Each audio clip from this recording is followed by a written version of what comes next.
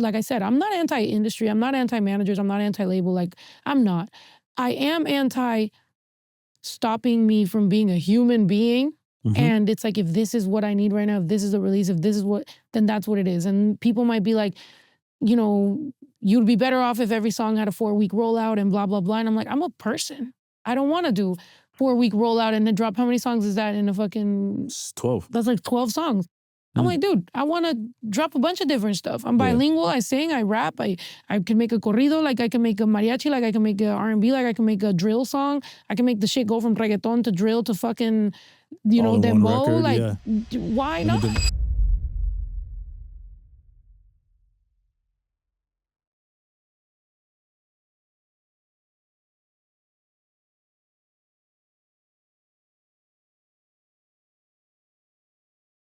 Yo, I appreciate you coming, man. Thank you. This is dope. Thank you. Snow the product in the building. Thank you. Thank you for inviting me. I had to invite you.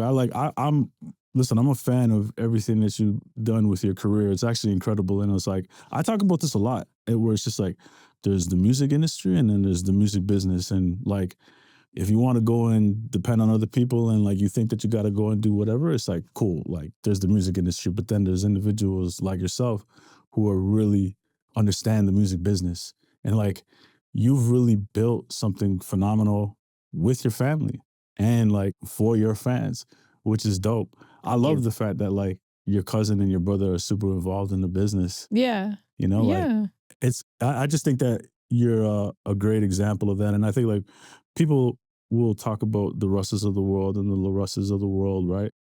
But like, you know, as a female artist who's also dope, you're also doing something very similar to what they're doing, and you just built this incredible world. So like, just congratulations to you. Thank you. It's fire. Thank you so much. So first of all, can you just kind of like tell me a little bit of like, how does the operation work with your brother and your cousin? Like, there's no manager there. It's just the three of you guys just like figuring this out, right? Yeah. Since I mean, even whether there has been a manager or not, or the label or not, or wherever we've distributed or whatever, like always the core has been my brother, my cousin, me, you know, a couple friends.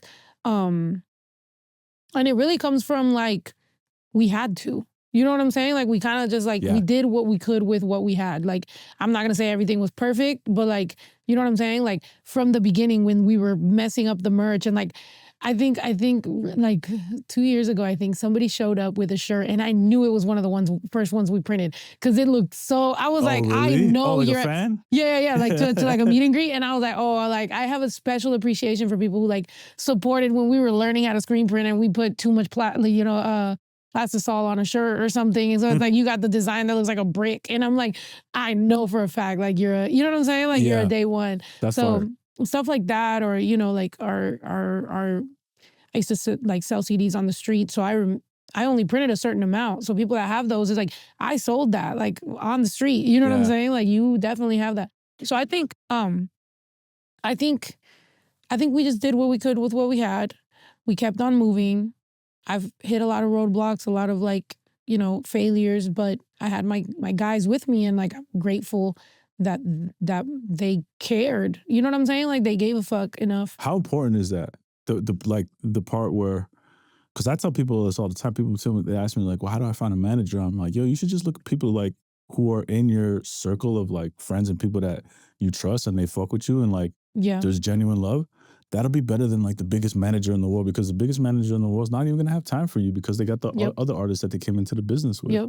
A lot of managers they want to acquire you. You know what I'm saying? Like a lot of people in this industry, like the pitch is great. The acquisition of a product and being like, okay, cool, got that under my belt. But the actual doing the work, they'll throw you to like an assistant or whatever. And it's like, you are better off, at least if you're going to do the work and you're really going to go to fan, with people that give a fuck about you. Also, you're going to spend all this time. Like, I also come from this as a passion project, you know? Like, it's like, I was going to spend all this time with my brother and my cousin, like with my family. I am a family-oriented person. I love to feel, you know, safe at home with my family. So it's like, if I'm already going to be there, we might as well build around that feeling, that comfort, that trust, that, you know what I'm saying? Like, it feels fun. There's times when we're just like doing stupid shit at the house and that's when an idea comes up and then we're like, all right, let's try this. And you're just tinkering. And it's like the journey the closeness, the funny times. That's what it's all about. And that's who you're hitting the road with. You know what I'm saying? It's easy for somebody to get on the phone and be like, do this, do that, do that. But like when these are the people that I'm going to be on the road with every day, and like we're in the bunks in the bus, and you know what I'm saying? You know how it goes. Something goes wrong. These are the people that you're fucking arguing with or whatever. Like, you go through so much like good and bad that at some point, you wanted to be around the people that know you and that you care to be around as well, right? I'm not anti-manager. I'm not anti-label. I just feel like I owe it to the people that are there 24/7, that are really there, to like, for somebody to be as all in as me. And if they're not, then it's like, it makes it very like lopsided, to work together. I see, but I agree with what you're saying right there, because I think people think that I'm also anti-label, but I'm not. Yeah. Like, I'm not at all. Like, I mean, if it serves you for your purpose and what you're trying to achieve, cool. Like, it's not for everybody, but it can be for some artists and some teams. But the difference is this, is that like, I always had this thing where I'm like, okay, cool. Like, a label can say, or somebody at the label, like a product manager, can have the conversation with me and they could be like, this is what we think you should do. And I'm like, yo, I appreciate where you're coming from, but this is why I think this is not right. And the reason why I think that this isn't right is because I think about this 24/7. You think about this 1 hour in a week in your staff meeting, and then you come and you have that conversation with me. Like, some doesn't equate to me in that sense. So like, and well, at least for me, in my experience back in those days, like, you might also just have an intern, or you might have like, like a product manager that like they have their own special preferences where like every weekend, after they clock out from that label job, they go out to the parties out in, wherever, and they're rubbing elbows with like certain people, and like they think these people are cool, but you're their product. But it's like, do you even align with me? Do you even know where I'm going, what I'm doing, how my brain works, like what the community that I'm speaking to? Or do you just want to be, with the next person that you think is going to be the coolest guy around? And it's like, okay, that's cool, but let me know so I can find people for my team that do give a fuck. And that are down to ride. And I get it. Yeah. You know what I'm saying? Yeah. Everybody's not going to have the same taste. Everybody's not going to get the same stuff, but then at least be honest and get out the way. Yeah. Yeah. That's real shit. Yeah. And when you're talking about like back in the day, because you signed Atlantic in 2012. Yeah. Right? And then you were there until 2018. Yeah. But before that, you guys were on your independent grind. Yeah. How did that come about? Where like, was it your brother that was in the picture first? Was it your cousin? Or was like, how did you know that like, oh, you know what? We can do this together? When I started doing my music, from the jump, instead of like going and like paying for too much studio time or anything, like I bought a rack, like a DJI or the 00 whatever 002 rack, right? So then I got that, and then I got a computer, and then I got Reason, and I would make my little beats, even though they sucked, but like I would make them, from scratch, and then I would record on them, and then we made a booth in my house, and like I always kind of wanted to like just make my own music because it was fun. It was literally just an escape for me. Like, that's it. So you didn't think of it as a career? Like that you could make it a career? No. Wow. I mean, who's the other Mexican-American female rapper that raps like me? Like at that time, I was kind of like looking for... It's not even like, you don't have anybody to look at. Yeah, I mean, I was looking to like Miss Lauryn Hill and like Missy Elliott and Eve and Brat, know, but I was just like, does this even happen for some Mexican chick from, you know what I'm saying? Like trying to rap. Yeah, and my family thought, go to college, like focus on something else. Like all Latino parents exactly. from that generation. Exactly. So I was just like, I don't know, whatever. But I would do my little thing.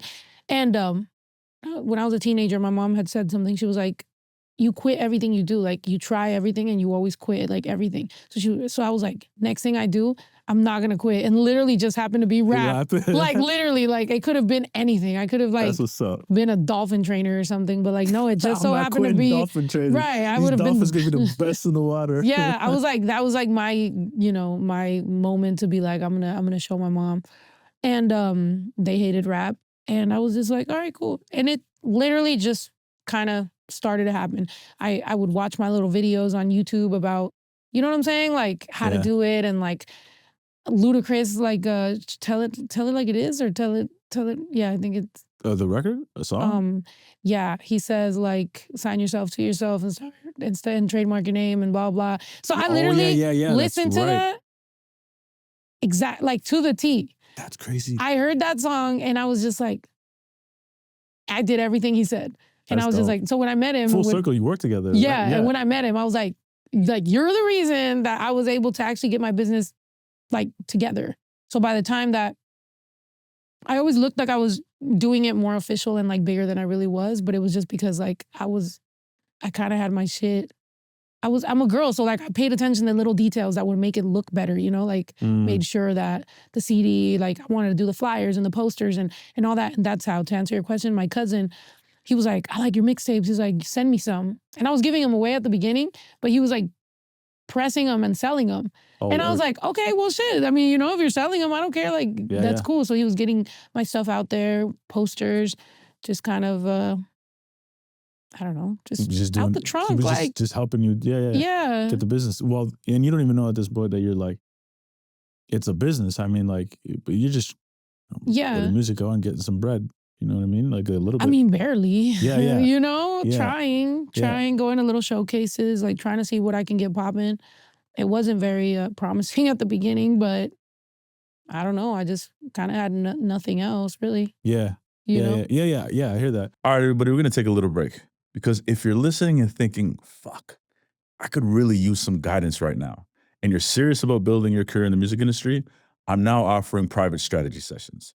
These are fully personalized, just you and me tackling whatever you need in your career. With over 16 years of experience working with artists, managers, and brands, I can help you map out your next moves.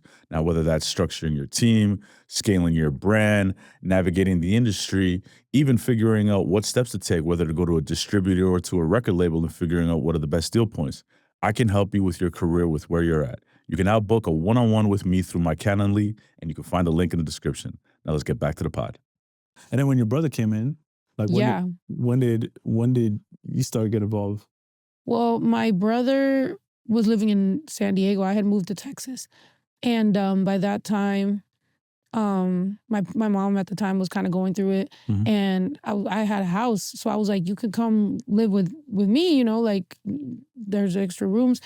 So she moves in, she brings my brother. I'm chopping it up with my brother. He's in high school. And I'm like, bro, what are you going to do when you grow up? Like, you know what I'm saying? Like my mom kicked me out young. So I'm like, I'm surprised you're still, you know, like not out the house. And he was like, I don't know.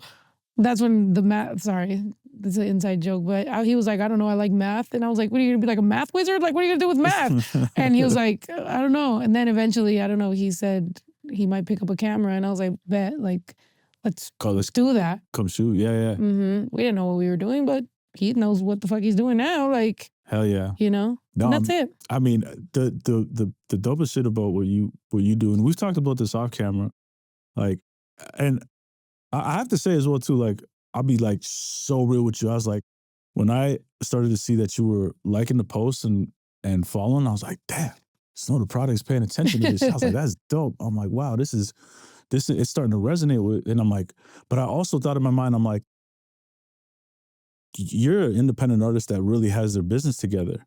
And I was actually, it was exciting to see that you were following and paying attention and liking certain things, because it validated the things that I was talking about on social media, right? And we've talked about this a little bit, and we brought it up earlier. It's just like, I'm somebody who just believes that quality is important, but I think quantity is important, just as important as well. Yeah. And what I've seen, like what you guys do with your cousin and your brother and you, is just, there's a lot of Snow the Product out there, no pun intended. Yeah. But I never feel like it's for the sake of just being out there. There's always intention behind it. There's intentionality behind the content, behind the music, behind the podcast.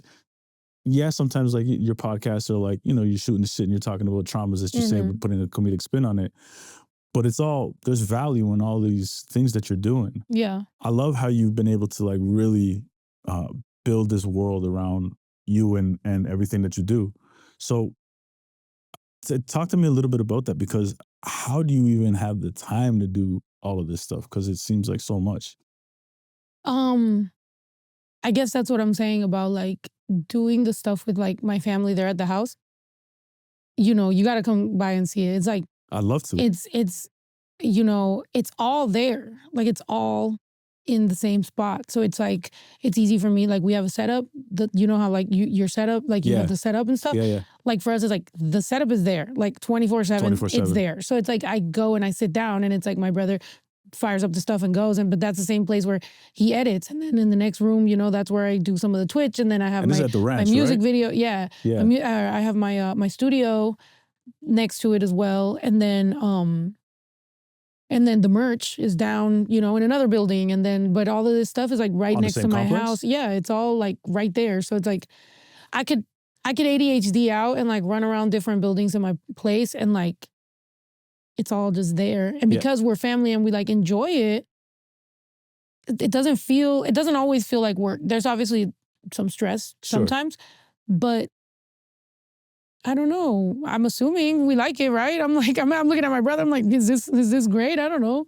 It is to me. I love it. It sounds like it. I mean, like that's almost a dream. I'm like, you're able to work with your family and do the thing that you love to do, right?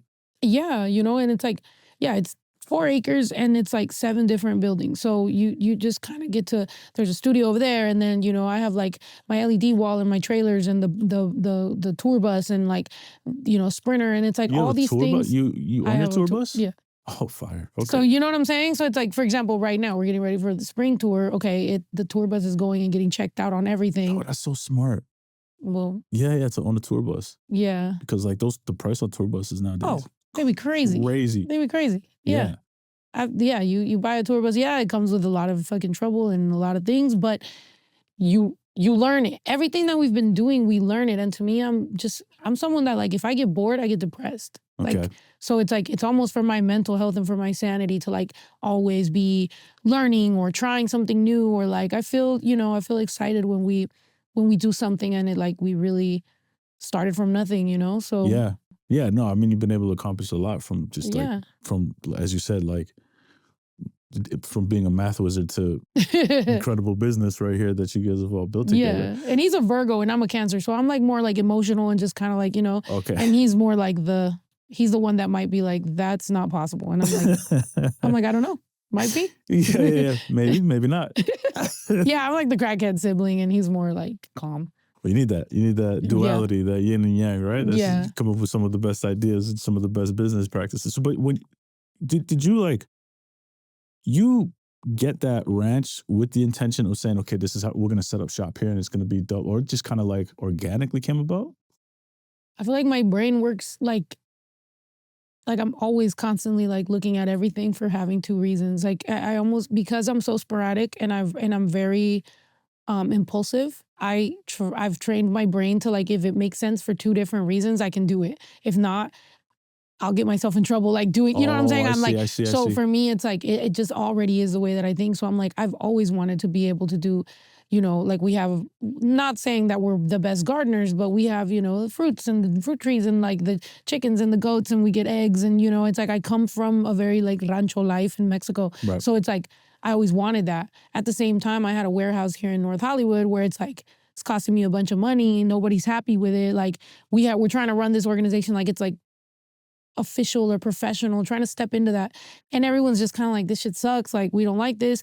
So I was like, okay, bet. Like, what's the next thing we can do? Like, let's, just so happened, divine timing, that my real estate agent showed me this place and I don't think I could afford it at the time, but I was like, I will do whatever I need to do. She was like, you need to get this much money. I was like, okay. I told my fans straight up, I was like, yo guys, this is the perfect place. I was like, I really want to get this place. Like, we're going to make these hoodies. If you guys buy it, and it was called the Rancho hoodie. And I was like, if you guys buy this hoodie, like, you're going to help me like get into this place. So we made a bunch of those. Yeah.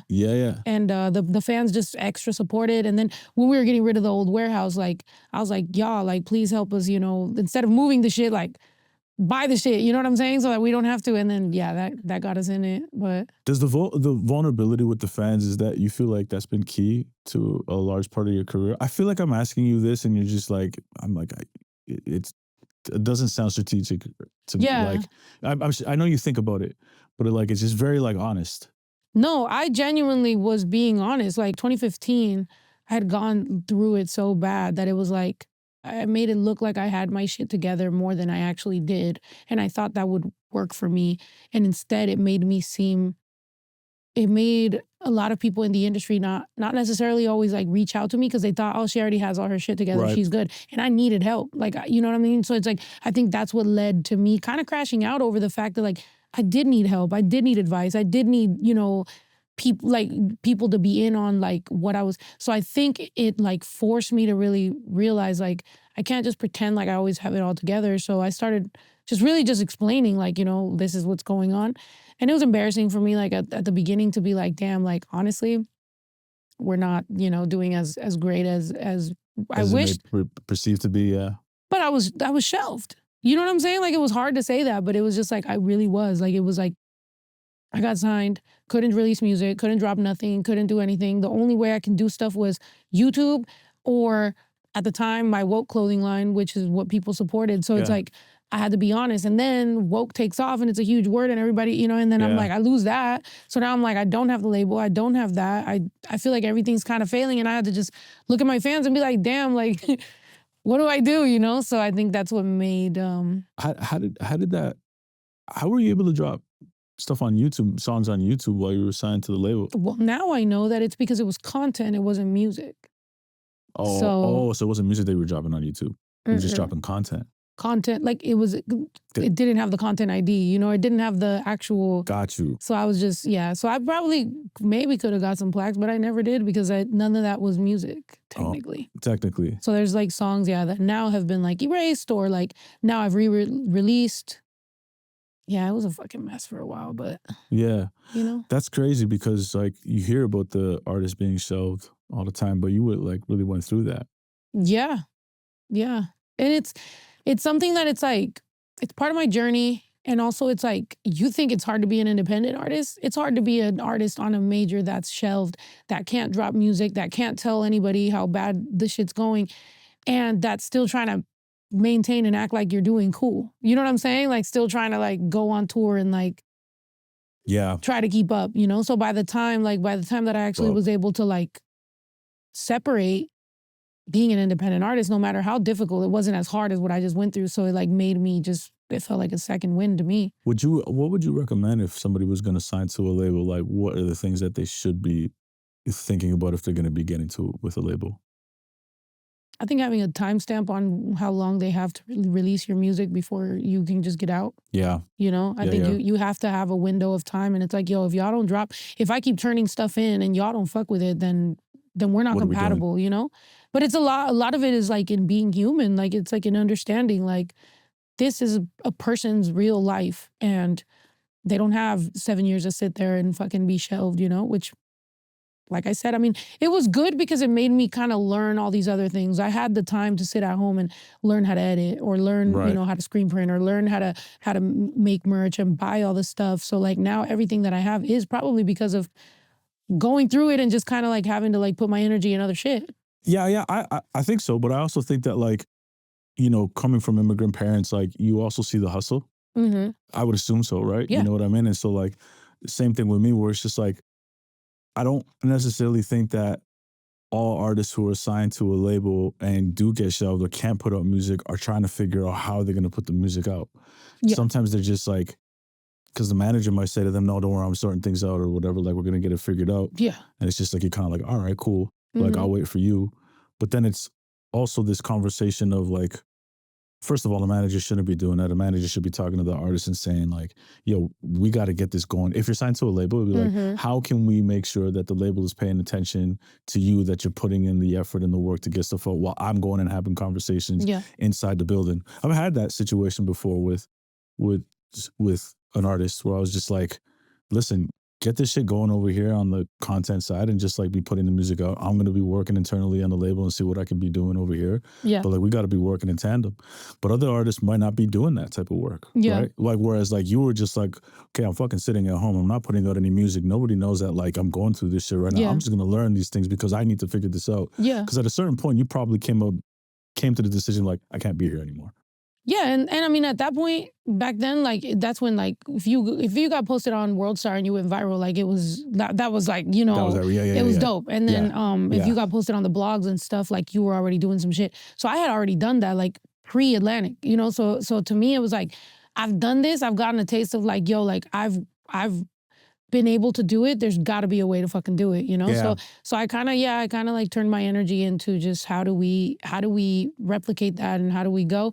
And my naive part of in it was that I did secretly hope that it would have worked out. You feel me? Like I did kind of feel like, damn, like I did all this and like I'm not gonna be like, it's not gonna work out. So it's like a relationship, you know? Sometimes you're just like, damn, like I don't wanna leave, but at the same time, you know? So I made a song called I Don't Wanna Leave, and then that kind of took off for me and it was doing really well. Right. So then I would always get those signs of like, bitch, keep going, but like maybe this isn't it, but like keep going. Like don't just like stop. Don't stop. Mm-hmm. Yeah. So that was it. And then I just got to a point where we're just like, okay, like you had a conversation and said, yeah, I think I was going through a lot like personally where it's like I was growing as well. And I just started learning a little bit more about, you know, boundaries and what I needed to do. Also, there was just things that I was told that it's like once I see it and I peep, I'm like, okay, you know what? Actually, maybe you guys are actually wrong. First, like sometimes like I dropped a song called Wasted Time, right? Yeah. And it's like Wasted Time drops. And like, I have like an A&R telling me like, that's too aggressive. Why are you so aggressive towards men? Why are you talking like that? Blah, blah, blah. And I'm like, damn, but the song's doing well. Like, that's one of my fans' favorites. And I dropped it just on YouTube. So everyone's asking me to. How about we looking at that instead of telling me what I dropped this? So then I go, can we drop it on DSPs? Me thinking, okay, it's getting millions of views on YouTube. When you put it on DSPs, my label will support it.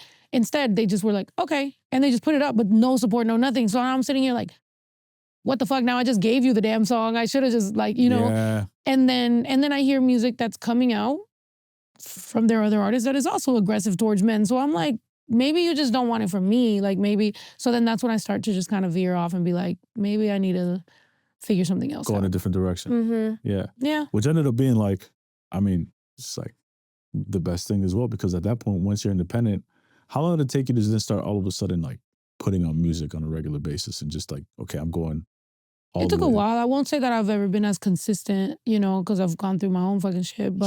But even before that, I had dropped, like the project that got me signed, which was a project called Unorthodox.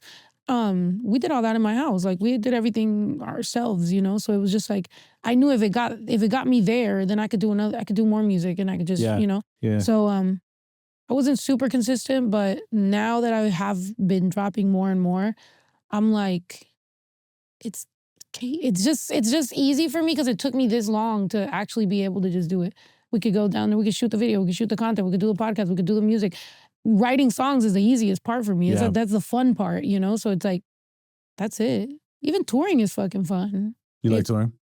I like the fans. I like interacting with them, you know? Like it's a grind. It's a grind. But it's like, I get to see like some of the people, like now at this point I have built a rapport with a lot of them, you know? It's like, oh, I remember this person. I'm gonna see this person in this area this season. Yeah. So it's like, it's. And also that energy that you get on stage is nothing like that too. Yeah. And I have to remind myself that. Sometimes, you know, when it is a grind, I have to remind myself like, one day I won't be doing this, you know? And it's like, it's such a blessing. And like, people came to see you do what you used to, you know, just rap in your fucking room, you know? And now it's like people care, you know? So it's like, gratitude, therapy, like all these things really like will set you up to like really be happy in this, where it's like it could be a very frustrating industry, and it's like living happy is like, that's important. Yeah. I find it. I'm the same way. I feel like, I don't know, like I think it's like it's you kind of stopping your own blessings if you're being negative or you like have pessimistic energy about everything or towards, you know what I mean? It's just like you got to be open and you got to have the gratitude is a perfect word for, I think in life, just period. You know what I mean? Like you got to be grateful for, you know, where you're at, even if you're not in the place where you're at. Because even just think about it, like 15 years ago when you said, you know, I didn't think I could make a career out of this. Yeah. You know what I'm saying? Like, and here you are making a career out of this. Now you have different problems. Yeah. But you're in this position here where you're doing the things that you love to do with the people that you love. Yeah. That's incredible. Yeah. Yeah. I mean, that's the key, right? We all have a certain amount of years in life, and we've all seen like the very famous, very rich people that are still miserable. So it's like, I don't want to be, you know, terribly miserable, you know? Yeah. Like, so it's like, I want to value my life. I want to enjoy it. I want to see the people that I love. I've lost people that I loved and I've never saw them again, you know? So it's like they, you know, if somebody passes, like once you know what that feeling is like, you're like, bro, like that's my biggest fucking fear. So it's like, no, you gotta like have the moment while you still have it and like spend the time with those people because I don't know. God forbid, you know? Yeah, God forbid. Knock on wood. Knock on wood. Straight up, I do the same thing. How important is it that, you know, because again, like I really appreciate how you guys go about your business. And I love the fact that you were talking about this off camera, that you're on the calls when you're routing your tours. Yeah, I think I wasn't on a couple calls for like, and I hated those tours. So like, I think that's why. I think it's like trying to take care of the things ahead of time so that when we get there, it's smooth sailing and I can be the one that smiles and shows up and goes to the show as opposed to like little minimal little things, you know, you're dealing with like, well, like if you go around the whole country and you have like 40 shows or whatever, it's like, that's 40 different situations where every single time it's going to be a little bit different, you know? And like, I'm the one that's there, my brother, my family, we're the ones that like show up. So it's important to just like, you know, like talk about all that stuff beforehand. Yeah. But yeah, it's also, I don't know, maybe I like it. You know what I'm saying? Like I actually genuinely like fuck with the stuff. Like it's crazy. Most artists don't. I know, but I don't know why they don't. Well, I guess I don't know what they're like super creative or something like. Maybe, yeah. Yeah, like I think I'm creative, but I also like my brain wants to kind of like know. You want to know. I want to know. Yeah. You know. Yeah. That's part. I mean, that's part of like the independent grind. I think in many ways. Yeah. You know, that's why I think like it's. I'm also neurodivergent, so it's like I'm constantly very, you know, like. What does that mean? Like I have ADHD, like my brain just, you know, like I'm like really ADHD. And so I just want to learn and I want to be in on it. Like, yeah. What we you doing? want to understand what you're doing. Yeah. Is it also part of it where it's just like, okay, if I don't know and something goes wrong, then like I can only blame myself because I should have known that shit. Like you don't want to put that on other people. Is that part of it? I think there's been time in my career where people have immediately, the blame always kind of goes to the artist, right? Like it's like if something goes wrong at the show, if your in-ear is fucked off, right? If your in-ear is fucked off and then you don't say the lyrics right or something happens, like the people are not gonna go and look at who the engineer was. They're gonna look at you and they're gonna be like, damn, Snow's, you know, the show sucked or whatever. So it's like a lot of times it is very much on like being aware and being there. Perfect example too, like also that's why we fucking film every show, because you know, for example, like if there's a I was on this call and I was like, I don't want to go there. They're like, why? I'm like, because the last time that I was there, they said I incited a riot, and if I didn't have a cameraman filming the entire thing, they had the cops there, and they were saying I incited a riot. Like you can get me arrested. Who said that? The promoters? The venue. The venue. And called the cops, and I'm like, I have it all on tape. So I had to send a video, show them what happened. And it was, somebody had a panic attack in the front and like they, you know, they're like tripping and I'm telling security like, bro, she wants her daughter, like let her get to her daughter. And the cops are, you know, everybody's all over it. And these type of things are things that happen sometimes that like once you're on the road and you understand, you're like, don't really want to go there. I want to, you know, I like accountability. I like everybody to just like, know what they're doing and like, and that's it. And I think maybe that's a little bit of trauma on my end, that it's like when things go wrong, if you get blamed, you're like, wait, hold on, I'd rather have a camera on me 24/7 than for somebody to say some shit that I didn't do. Right. You know, but that's fair. I don't know. Yeah, that's fair. When you're on the tour, are you also you're not shitting the pod as well too, like hitting that? I've always wanted to. I've never been able to do it. There'd be so many people in so many different cities that you could actually do it. I've always wanted to, but I've never been able to do it because they wouldn't give me Mondays and Tuesdays off. But this tour, I was like, this is my hill I die on. I want Mondays and Tuesdays off because I want a pod. And yes, you're absolutely right. I mean, inviting different people. We have the pod on the bus. Can you imagine being able to like bring people like from different cities, even if they're, you know, influencers or community people, or, you know, just get to know the city, like really like an immersive situation for me, content, people, you know, it's like connection. I've done this enough that it's like, I don't think that my benchmark is like, I'm going to stadiums or whatever. I'm like, dude, I want to enjoy my fucking life. Every time I go on the road, I want to see something new, eat something, you know, like do cool shit with cool people and like. Yeah, you're living life. Fuck yeah. Yeah. That's what it's all about. Like after a certain amount of money, you're just kind of like, what am I going to do? Like just wear a bunch of jewelry on my face? Like, that's exactly what Russ said. Yeah. In the same chair right there. You said the same shit. He's like, yeah, when you get to a certain amount of bread, it's like. I don't have as much money as Russ, but you know what I'm saying? But yeah, I'm also someone who like, I come from humble beginnings, dude. I'm like, you know, I have a good time with my people and all I need is like, what, we can go fucking bowling, whatever. Like I like fun shit, you know? Yeah. So I mean like that, for you to be able to be creative or do that kind of stuff on the road, that's actually going to help feed the creativity that you have inside of you to make sure that like you stay fucking sane.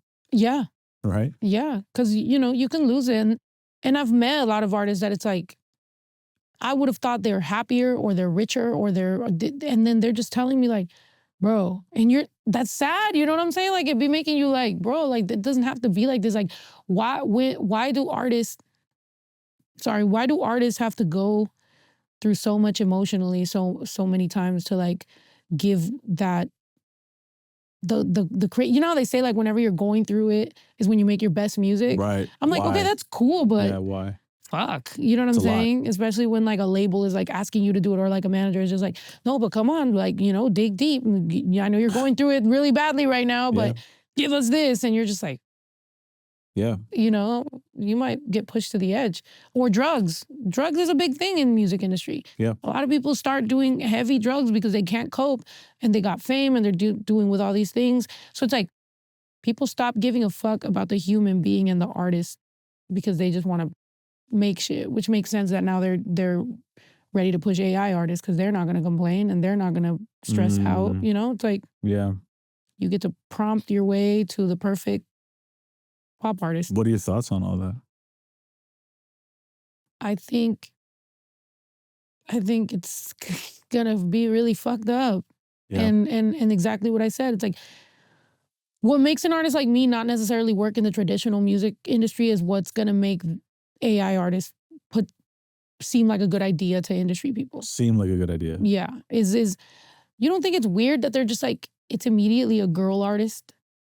So I just saw that Kalani posted that the other day. Yeah. That one's a girl artist. The one that Timbaland did is a girl artist. Like everybody wants that like perfect, feminine, cute, you know, doesn't say anything political and doesn't whatever, and then just makes the music and it's the emotion. And, you know, women like, we connect more, but nobody wants the too bitchy or the too bossy or the too this or the too that or the emotional or the crying or the tears.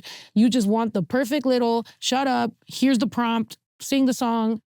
Of course. You know what I'm saying? So to me, it's like, it's like two artists. From like a music industry standpoint, it would be, they're like, oh, I don't need to deal with how the artists are feeling. Let's just do this and then we'll make bank here. Yeah, it's weird. To be honest with you, actually, it's never thought about it like that, but it is actually.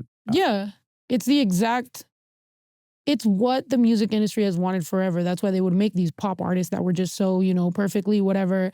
Here you go, you know, knock yourself out. You got this whole AI thing. I hope that there will be some sort of like difference that fans will realize, you know, but I don't know, because in the same time right now, like we're struggling with showing people about empathy. We're struggling with showing people about humanity, about what makes a person, you know, happy. Like we're going through so many changes just in the world that it's like, lot. Now you have AI, you're like, bro, I don't even. And who knows what it's going to be within the next 6 months and next 12 months. Yeah. That's what my project's called, Before I Crash Out. Because I'm not sure what the hell I'm going to do. I'm just like, here's a bunch of music before I crash out. And I don't know what crash out means right now. Like, I don't know if it means I retire. I don't know if it means, you know, like I fucking go fucking crazy. I don't know if that means I change genres or I move away. I don't know. I don't know, to be honest. It's just like we just started like really like talking a little bit, being honest, like in the last like month and a half or 2 months, maybe in that. Yeah. But like,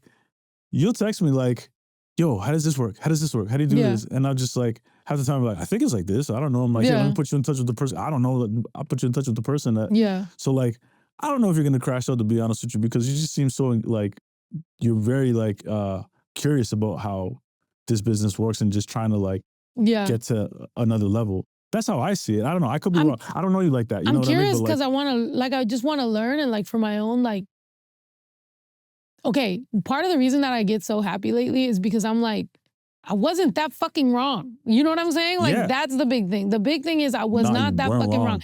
There were so many situations where it's like, people really swore up and down, like, no, that's not how it works. That's not how this, that's not how that. And I'm like what?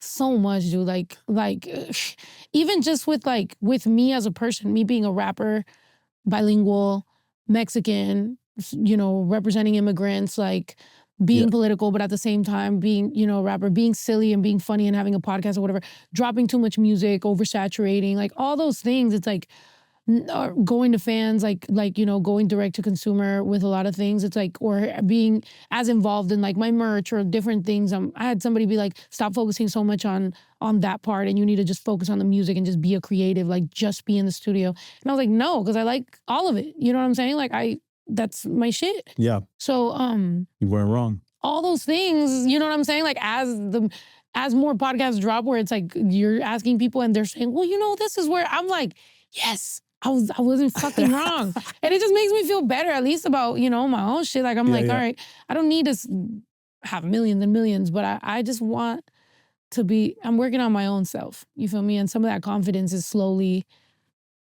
getting there because I'm like, okay, I wasn't too far off. In many ways, I feel like you're just scratching the surface of where your potential of the business can be. Thank you. I truly mean that. And I mean, you just dropped a record called Sour that's going crazy, which is and bro, I be checking like every day. It's like the monthly listeners are going up like 200,000 is what I've been seeing, you know what I mean? And like the streams are going up on the record and everything else is going up and the video is dope, Thank you. We shot it at my house. That was my brother. Yeah, I heard you say on Big Boys. You mentioned that. Yeah. I think it was on there that you mentioned that. I got to check out that spot. It sounds like you got come by over there. Yeah, for sure. But like, I think like that's just kind of just like a preview of where this is going for your career in many ways. Thank you. Some of my trauma is like not getting too hyped too soon. Like I definitely am taking it a day at a time. And like, as long as we enjoy it, as long as we're still having a good time. And I check with my brother. I'm like, as long as you're still cool and you still like this shit, we'll keep going. Cause to me also, it's like, it's that important. I don't imagine, if someone in my family was to be like, I'm over it. Like, I don't really fuck with it. I don't know. Like, I would feel like, what the fuck? Like, what am I going to do? Yeah. Like, yeah. Wow. But it's. Yeah. But everybody's still on we're good. We look at each other and we're like, good. All right, cool. Yeah. And as long as it wasn't the one, the name on the card. Right. No, dude, but was it the pinche güero? I think it was a grandma. But was it the one that was twerking in there? Yeah. I think it was a grandma. Okay.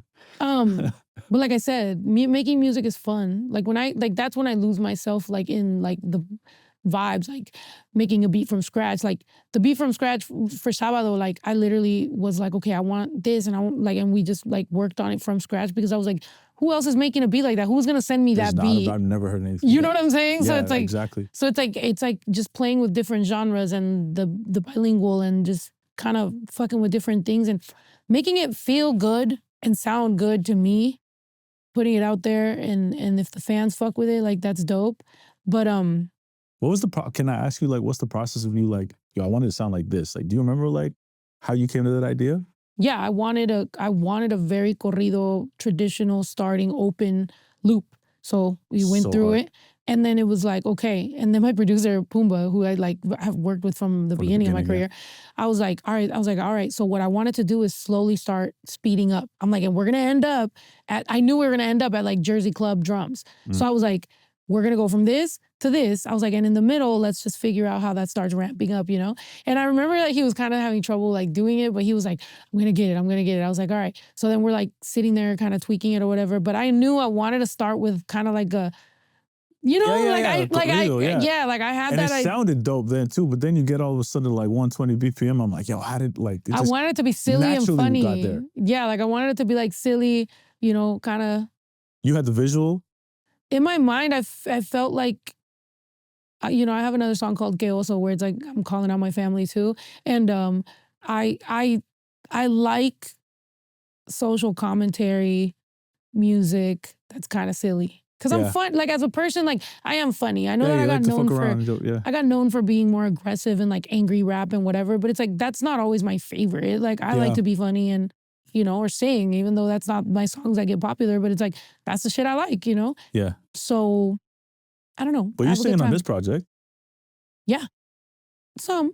Yeah. More on the next one. Yo, how are you rolling it out? I'm genuinely asking. Don't ask me that shit. Yeah. I was like, I'm about to find out right now. Because I'm looking at it and I'm like, it seems like it's a different album. You know, you have like the 3 songs for it. That's not the waterfall approach, is it? Like, it's supposed to be. So it is the waterfall approach? Yeah. Okay, yeah. And it's only, honestly. Is that? Yeah. Because I see like, okay. Yeah, but I think they changed that. I think they changed how it actually works. Right. But as long as I end up in the project being what it is right now, I feel like for my core fans, they just wanted me to drop all this music. Like, I have so much shit that like I've previewed or like I've shown or whatever. And then there's some stuff where it's like, Sábado, as soon as like I finished it, like I previewed it and they put out the preview and that started going viral. Who's they, the fans? By the fans. That's when you know. So they put out the preview and that started going viral and then I just put out the song right away. But it's like, I have so much shit I've previewed. And so they're just like, bitch, give us all of it. Drop the music. So it's like, this project has like, I mean, I'm sure I'm going to cut it down. There's not going to be that many songs, but this project already like just alone has like 25. And then the next project has like 25 too. 25 songs? Yeah. So you're going to you're putting it out once every couple of weeks? Songs? Yeah, sorry, once a week. Once a week. I skipped one week. This week I'm dropping Sábado remix because a DJ made like a. Oh, okay. Yeah, so I'm just like, drop that. Sure. I don't know. You know, I'm fucking figuring it out. I think before I lose my fucking mind, I'm just doing that. And it really did start from that. It started from the immigration raids and everything that was going on.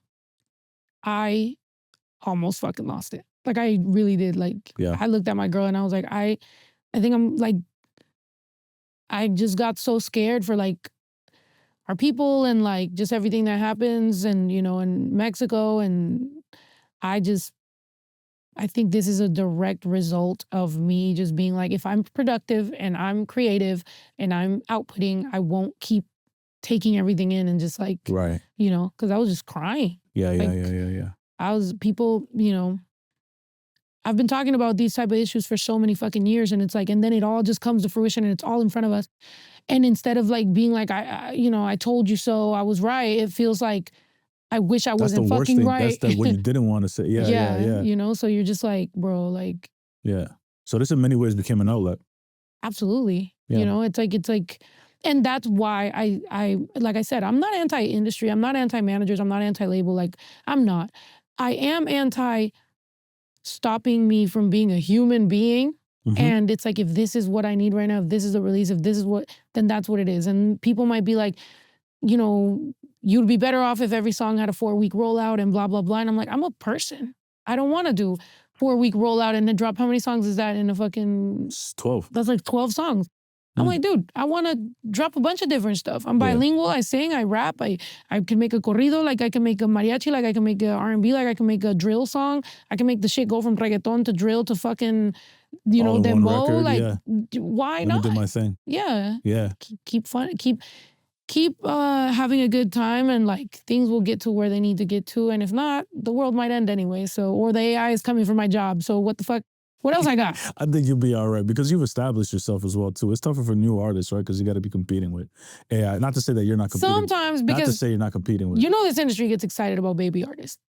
Yeah. Like people love to be like, yeah, we've already heard about these. But there's a new, and it's like... There's the new thing, yeah. Exactly. Even if the new thing is literally a copy of an old thing, but it's like everybody just wants to get in on that ground floor. And if they don't, then they'll move to the next one. And I'm like, sometimes I think that disposableness that every industry person goes on a podcast and talks about how disposable things are. And it's like, you made it that way.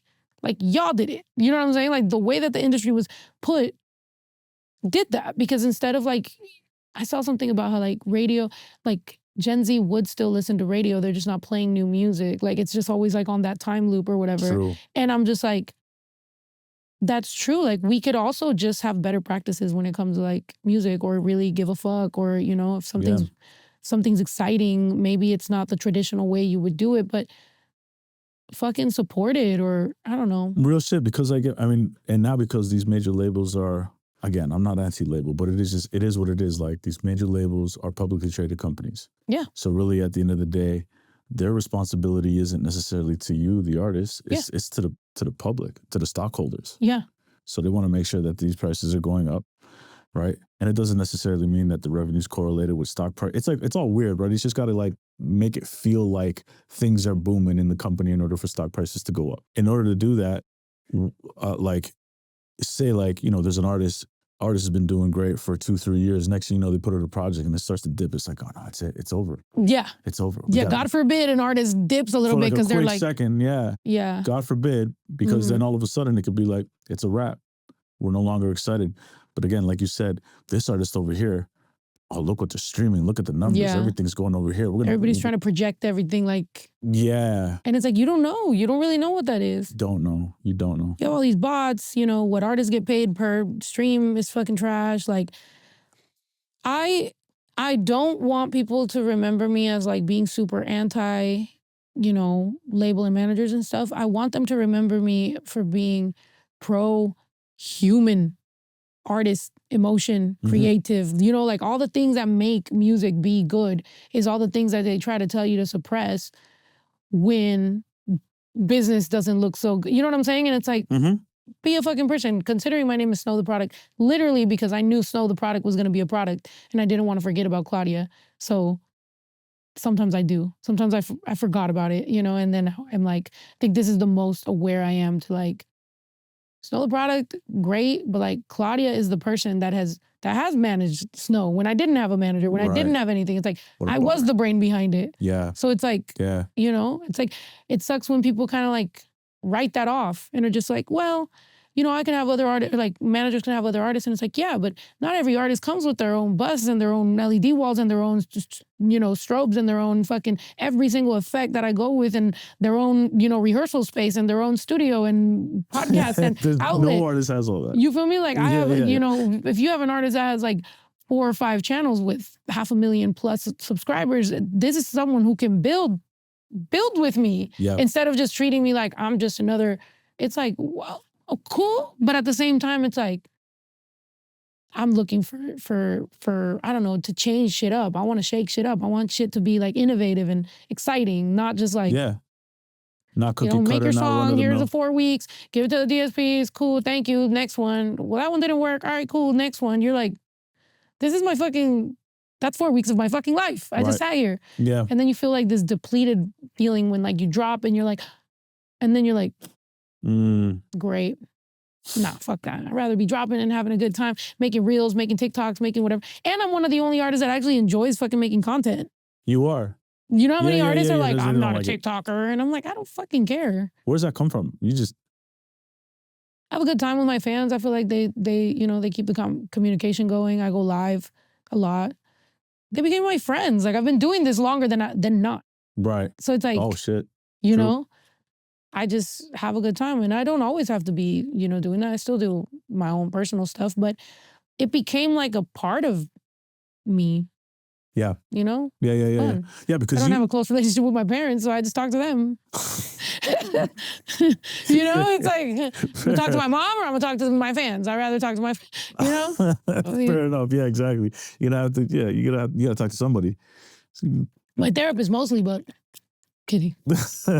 When you, it's funny, interesting that you just said that is like, you're not anti-manager, but you know, if somebody was to come and work with you from a managerial role, what would you be looking for, especially considering how dialed in everything is? Like innovation, like adding to it, like if I'm doing this and you're my manager for a year or 2 years or whatever, why are we not here? Like, you know what I'm saying? It's like, if it just keeps on being that, if not dipping, then it's like, what, you know what I'm saying? But it's like, but it's like, I think it's like everything, you know, it's like every business that you're in, if you add somebody, you would think you're going to add to your bottom line. If not, then it's like, then, okay, cool vibes like that. We can add that too. Like, you know what I'm saying? It's like, are you just a fun person to hang out with? That's great. Yeah. But something. And now I think also like, now that I am kind of getting this on it's like we know how it works. It's really just about doing fun, new shit, exciting stuff. I want to do cool fan meetups. I want to do cool like activities for, you know, for people that support me or like for the community. You know, I want to do more like, you know, nonprofit stuff that's also, you know, happens to be fun and like just You know what's funny about that is that like everything that you're talking about, doing cool, new, fun stuff, generally are the things like if you're enjoying it, that's going to add to the bottom dollar more times than not. Yeah. It's palpable. You feel it, you know? It's Yeah. like the Sábado video. People are like, it looks like it was fun to be there. And it's like, at the beginning, it was stressful because I was the one kind of directing and running around. But Can't tell at all. but bro, my hair, oh my God. My makeup, I wasn't going to wear glasses, but I ended up like, I was running around. It was so hot. My hair was a fucking mess. I never fixed this and then I was running around. My girl's running around with the releases for everybody. People were showing up different times. So it was just, and my place is fucking big. So imagine, people are coming from every door. Like, you're just like, yeah. All right, coming here right now. Yeah. Yeah, so it's like, and it was so hot. So that's why, like, when we finally got there, boom, we started shooting. And you can't give Latinos a call time where they're all going to show up. Bro. There's no chance. Yeah, and then one's got to leave at this time and the other one. And there was other people that were like, might make it, might not. So I'm like, I might still do another like cool party video at my house because it was really fun. Once we were there and the camera's up, it was fun. It was like, the shots were real, the cake was real. And I just handed over the cake and I was like, I know what they're going to do with this cake. And right away, he just like slams it in his face. I was like, amazing. Like, you know, it was a good time. And I want that to be felt, you know, put the money and the energy in front of the camera, let the fans feel it, let that energy, it's you know? Yeah, I say that all the time because I used to do music videos. Oh, really? That's how I started. Oh, shit. I started in film. So That's like, fire. Yeah. So like back when like music videos were the main marketing vehicle for artists. So like from 2009 to 2014. So we did music videos for like tons of artists, you name it. That's fire. Yeah. And I was always like, I was a good executive producer because I really cared about what the artist wanted as like a final product. Mm-hmm. But it was also like not the best executive producer for the bottom dollar because like there's a margin that you have to get. Right? Mm-hmm. But I would always sacrifice the margin to put as much as I possibly could in front of the camera. Mm-hmm.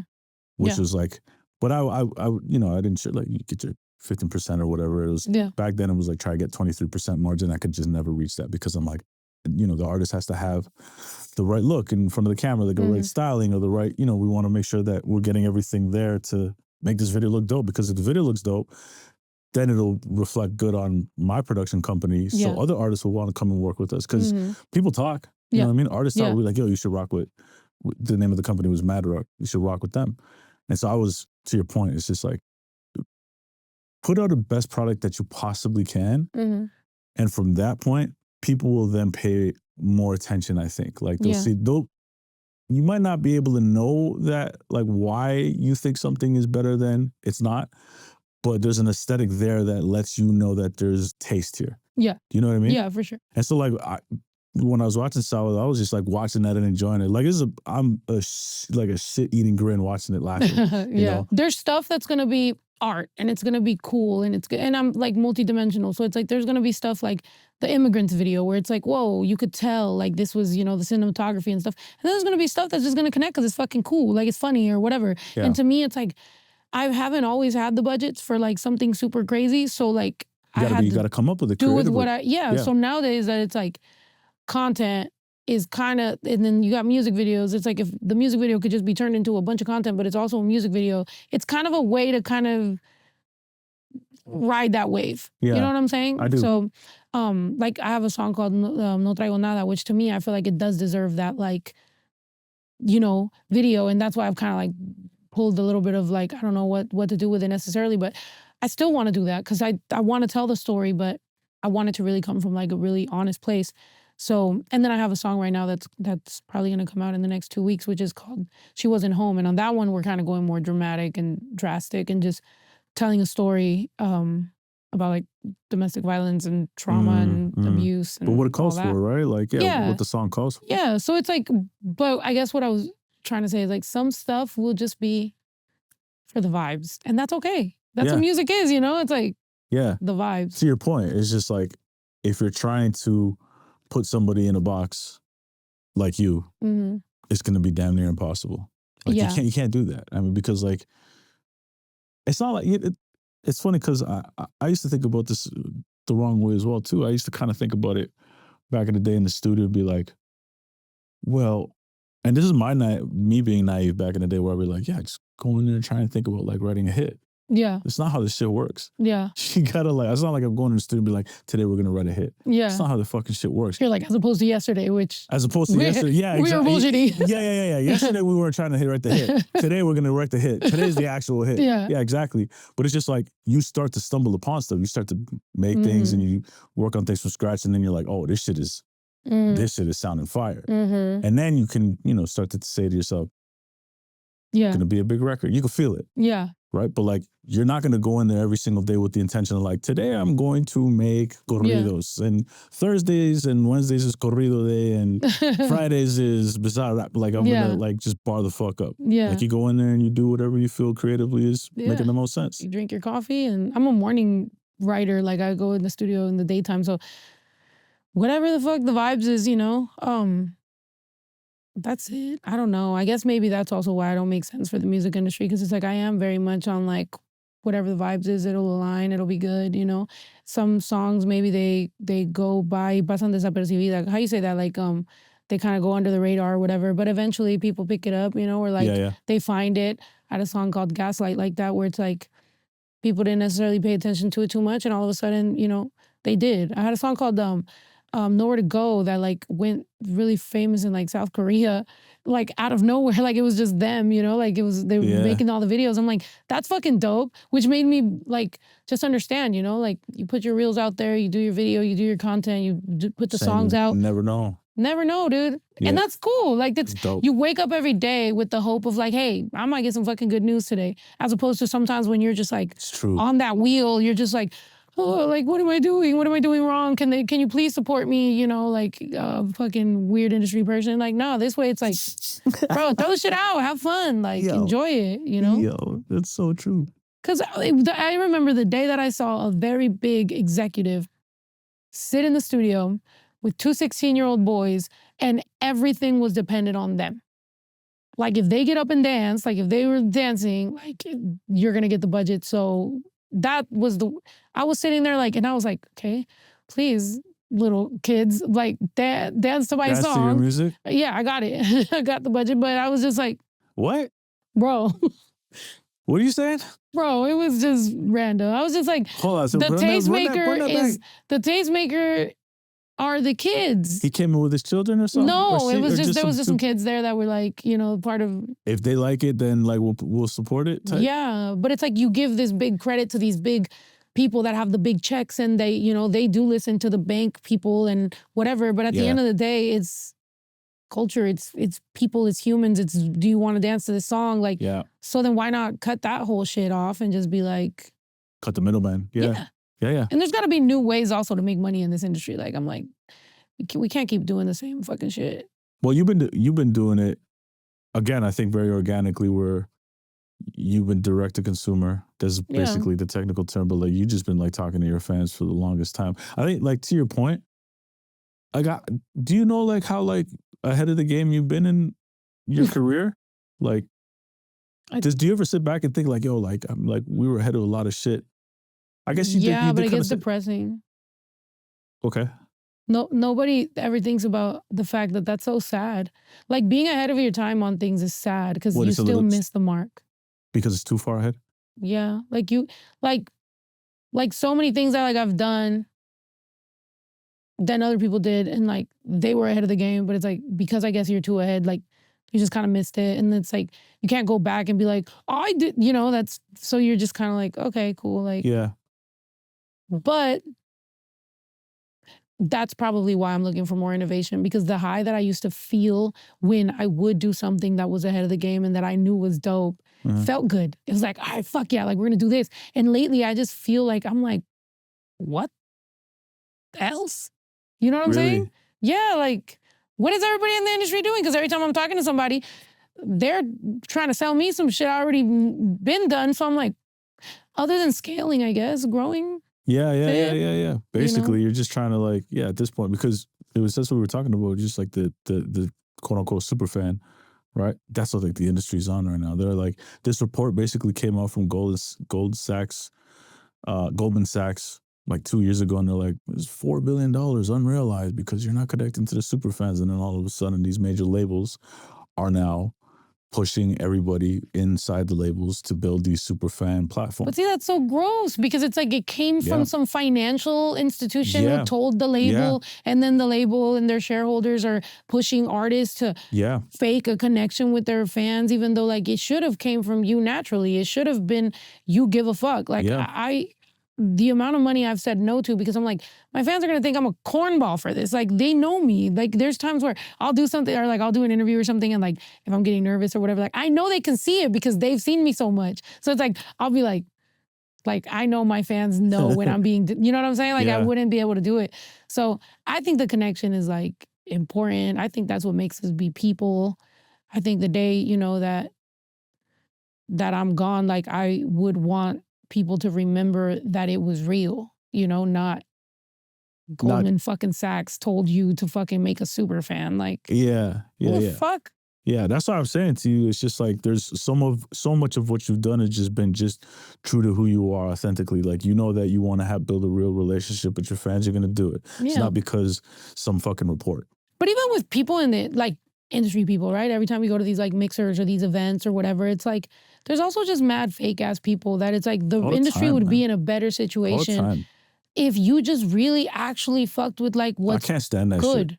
Yeah, I can't stand that shit. You know? Yeah, I have a hard time with that kind of stuff, to be honest with you. I think if everybody remembered what we got in this for, and it's the music and the connection and the frequency and the vibes, and our music is supposed to be, like, then we wouldn't have so much fake shit. Because it's like, why do you have to fake it? Like, why would you have to fake it if you actually just like cool shit? Like, I hate stuck-up tastemakers, but I also understand why some people would look towards some people because they just liked some cool shit, you know? And I think we have a lot of people that are dorks and like shitty people. Yeah. We have a lot of people that, you know, they're dorks and shitty people and they're in a position of power and they kind of like wield that power around so that they can just feel cool. And it's like, bro, like, just be cool. Like, what the hell, you know? But it's like, you get all these, you know that there's some people that you're like, bro, that person has never been the guy, but he just, I don't know, he's in a position to just decide. For sure. And but you're like, but at this point as well too, it's just like, I don't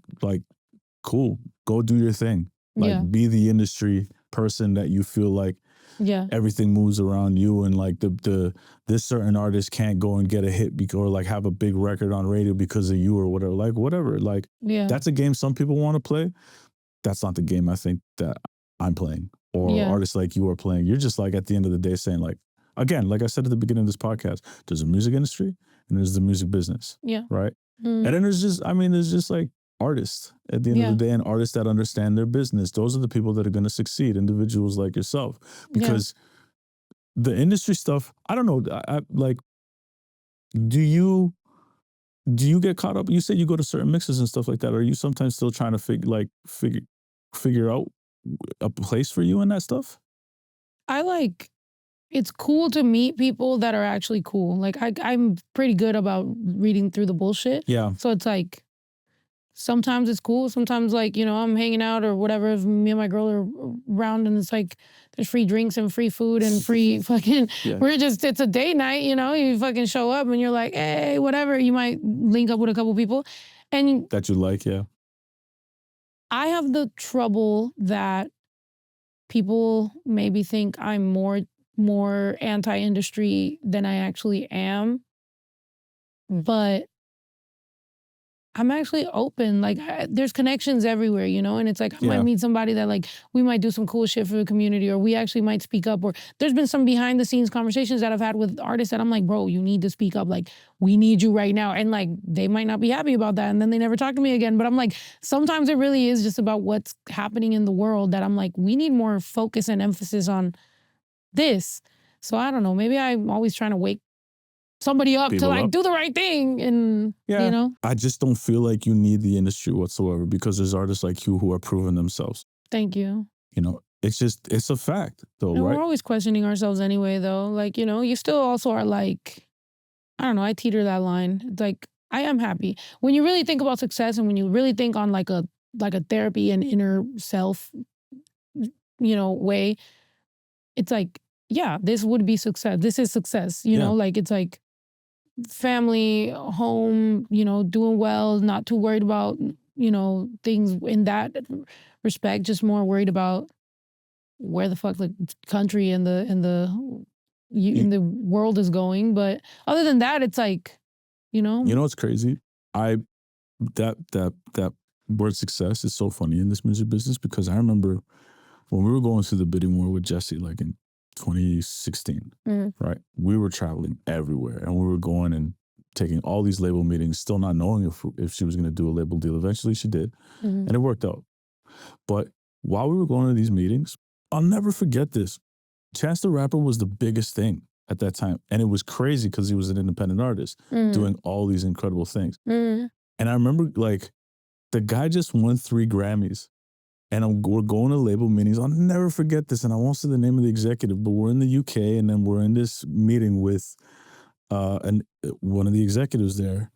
And the guy says, he just came off of 3 Grammys. And the guy says, oh, but he could be so much bigger. Like, what are you talking about? This guy just got best new artist. Yeah. And I don't remember I think best rap album. And they're like, oh, but he could just be so much bigger. I think he's just dropping the ball. I'm like, and I looked at the executive like how? Right. Like, what are you talking about? Yeah. And they're like, well, you know, internationally. I'm like, bro, this guy just like put out his, like, it's his 3rd mixtape. Yeah. Relax. Yeah. Like, what are we talking about? I don't know. Like, I look at you and I think, like, it's a tremendous success, to be honest with you. From the outside looking in, you know, obviously, like, you as an artist and your team, you guys always want to, like, I would assume, like, want to level up and get better and all that stuff. But, like, I don't know, you're crushing it. Thank you. I think yes, level up without giving up, you know, who I am, without, you know, like, and like that effort, that team effort, that happiness, that good energy, you know. It's like, if tomorrow somebody came into my team and they were like, I am guaranteeing you a #1 hit record, but the person just like fucking sucks, I don't want that. You know, I don't want to have to deal with or spend time with, like, frustrating situations, because as a Latina, like, and queer, like, I already, 9 times out of 10, people are already looking at me to be that person. They want to paint me as a bitch, or the pissed off one, or the you know, I want to be the boss, I want to be in control. And it's like, I actually don't even care that much about that shit. Like, I do it because I have to. It's like most independent women, like, you know, whenever they're like, oh, like, you need, you know, a man, whatever. And it's like, I do what I do, and I step up because I have to, because I've always had to, because I've been let down and disappointed. Would I rather, yes, somebody fucking come through and be a great help? Of course. But at the same time, I've had to, when I live with those disappointments, when somebody goes, we're going to do this, and then it doesn't, and they're like, oh, well, you know, that's how it is, just do another one. And you're like, what do you mean? I don't trust you no more. Like, you're sitting here acting like you didn't tell me what you said. Right. Or I've had a manager before, like, take me out. Like, we never even really ever would see each other. And this person, like, hits me up and they're like, all right, cool, we're gonna go to this event. I'm like, oh, wow, cool, he's finally gonna fucking introduce me to people. He went there to sign an artist. Like, he went there, he's like, oh, I'm gonna get a big artist on this. And I'm sitting here like, so I fired him after that, because I was just like, are you fucking kidding me? Like, we barely even talk. I do everything I do. Crazy. And you brought me here because you wanted to. That's what I mean by, like, art. I feel like a lot of managers or, like, industry people are always worried about the next signing, the next acquisition, the next baby artist that they could take through the motions, because, of course, like, repeating kindergarten 100 times is going to be easier than going to fucking college. And at this point, I'm college. Like, it's harder to turn a Snow the Product into whatever the fuck level they might think than it is to go get 3 baby artists and put them on their first stage. Right. You know what I'm saying? Like, that's probably going to be, you do those reps all the fucking time, but, like, how often do you run across a Snow the Product and be like, I actually know what to do with you? Right. You know? Yeah, not often. It'd be weird. Yeah. But when you, if you don't mind, I want to just not change gears completely, but I do want to ask you about all the YouTube channels that you have. Yeah. Was that by design?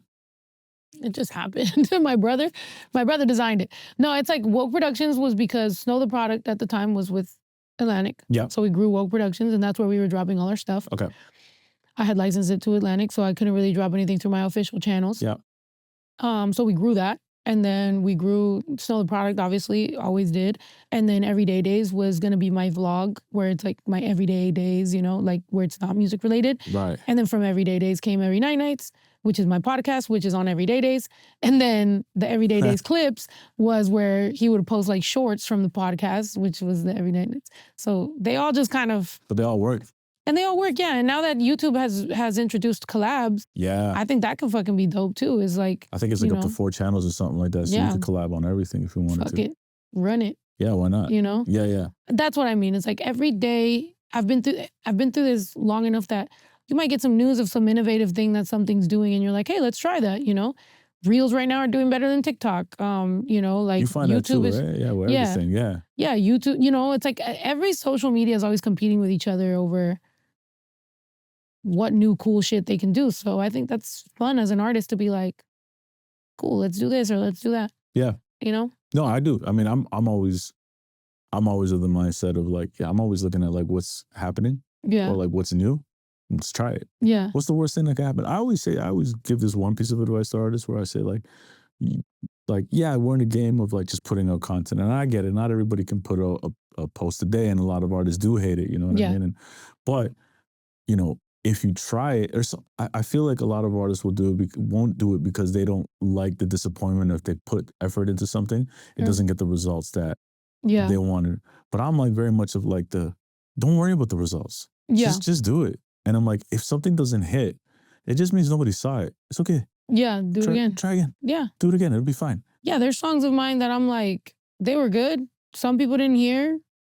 I might rap that verse to the camera and post it. And people will be like, oh, shoot, what song is this? Or like, when does this drop? And I'm like, it's already out. It's right there. Yeah, exactly. And you know? Yeah, and everybody's now all of a sudden listening because you had the right piece of content. Yeah, I think I come from selling CDs on the street and getting told no, or being like, if I rap this verse to you and you like it, will you buy my CD? And they'll be like, yeah. And then I'll rap. And then they'll be like, you're really good, but I don't have $5. And I'll be like, so for me, going from that to this, bro, you think I can't upload a fucking reel? Like, come on. Like, this is fucking cake on my own. So let me ask you that. Is it easier today than it was before? With the right attitude, no. It's not for everybody, but it could be. I tell that to fans all the time. People always ask me for advice, right? Like independent artists, or like, how do I get a manager? Or how do I get signed? Or how do I get... I'm like, bro, fuck all that. Start uploading. Like, you never know what could hit. You never know what can work. You like, this is the easiest time that you might fuck around. And, you know, as long as you get your stuff ready and you're ready for that roller coaster, and you actually do this because you like it, this could be a very fun experience, and you can slowly grow, and you can connect with your people, and you can find your community, and you can give a fuck, you know? And it's like, some people don't like that answer because they're like, well, no, there's gotta be a way. And it's like, that's the way. That's the way, like, you know? So even though I've gone through so many ups and downs and like had to deal with a lot, I would say that I'm happier now that I finally just stopped playing that game. The game. You know, yeah. Yeah. Like, still around, still, you know, it's like I connected with you, that's dope, you know? It's like any little random little things could be really cool, you know? And it's like, fuck yeah, like you meet cool people that are like-minded. You're gonna meet a few that aren't, but like focus on the ones that are like-minded and that, you know, are innovative. Yeah, absolutely. No, I mean, like, yeah, it's actually, like I said, it's very dope that how we connected. It's very organic. I mean, you know what I mean? And I was looking for advice, bro. Like I said, it's like, it's harder to be a me. There's not that many music or YouTube videos about like people that are going through what I'm going through. It's easier to be like, how to get your first 1,000 views, you know, or how to get your, you know, everybody kind of has those type of videos. But when you're like, know the product, where do you go? You're like, what the fuck? So I'm watching your stuff and I'm like listening to people in the industry, and as I hear them talk and I hear you talk, I'm like, okay, cool. I'm on the right path. It kind of gives me some sort of like validation that it's like, okay, I'm not super losing it or being crazy by the way that I'm doing things. So can we talk about that? So what are some of the challenges that you're finding right now? Probably and then I'll tell you, you're not losing it. Probably scaling. Probably like, am I oversaturating? You know, it's like I want to drop all this music, but because I do believe like when I have previewed stuff, people are waiting for it, but then they kind of forget. They forget. Right? So it's like, it's better to just drop the shit and have the link. Yeah. That way when you are promoting it, people go, what song is that? And you actually can show it to them, as opposed to like, hoping that in the future they'll recheck that you dropped it. You know, I don't know how. Sometimes that reality is like weird for me. It's like, do people even work like that? Like, do people even check still? Like, I don't know what the fuck happens, you know? Yeah, I'm more of the mindset of train your audience in a way where it's like, if you're gonna say that you're gonna drop a song every, let's say, call it every week, like on Wednesdays at midnight or whatever the time is, then do your best to stay at that, right? Kind of have like a little bit of a schedule. Not everybody's gonna pick up on that, but like, I mean, if you can train the audience to say like, this is when I'm gonna drop something, and you tell them, and then you kind of do that on a consistent basis, they'll know. Yeah. You know what I mean? And that's like, I think that's an important piece for artists that are rolling music out.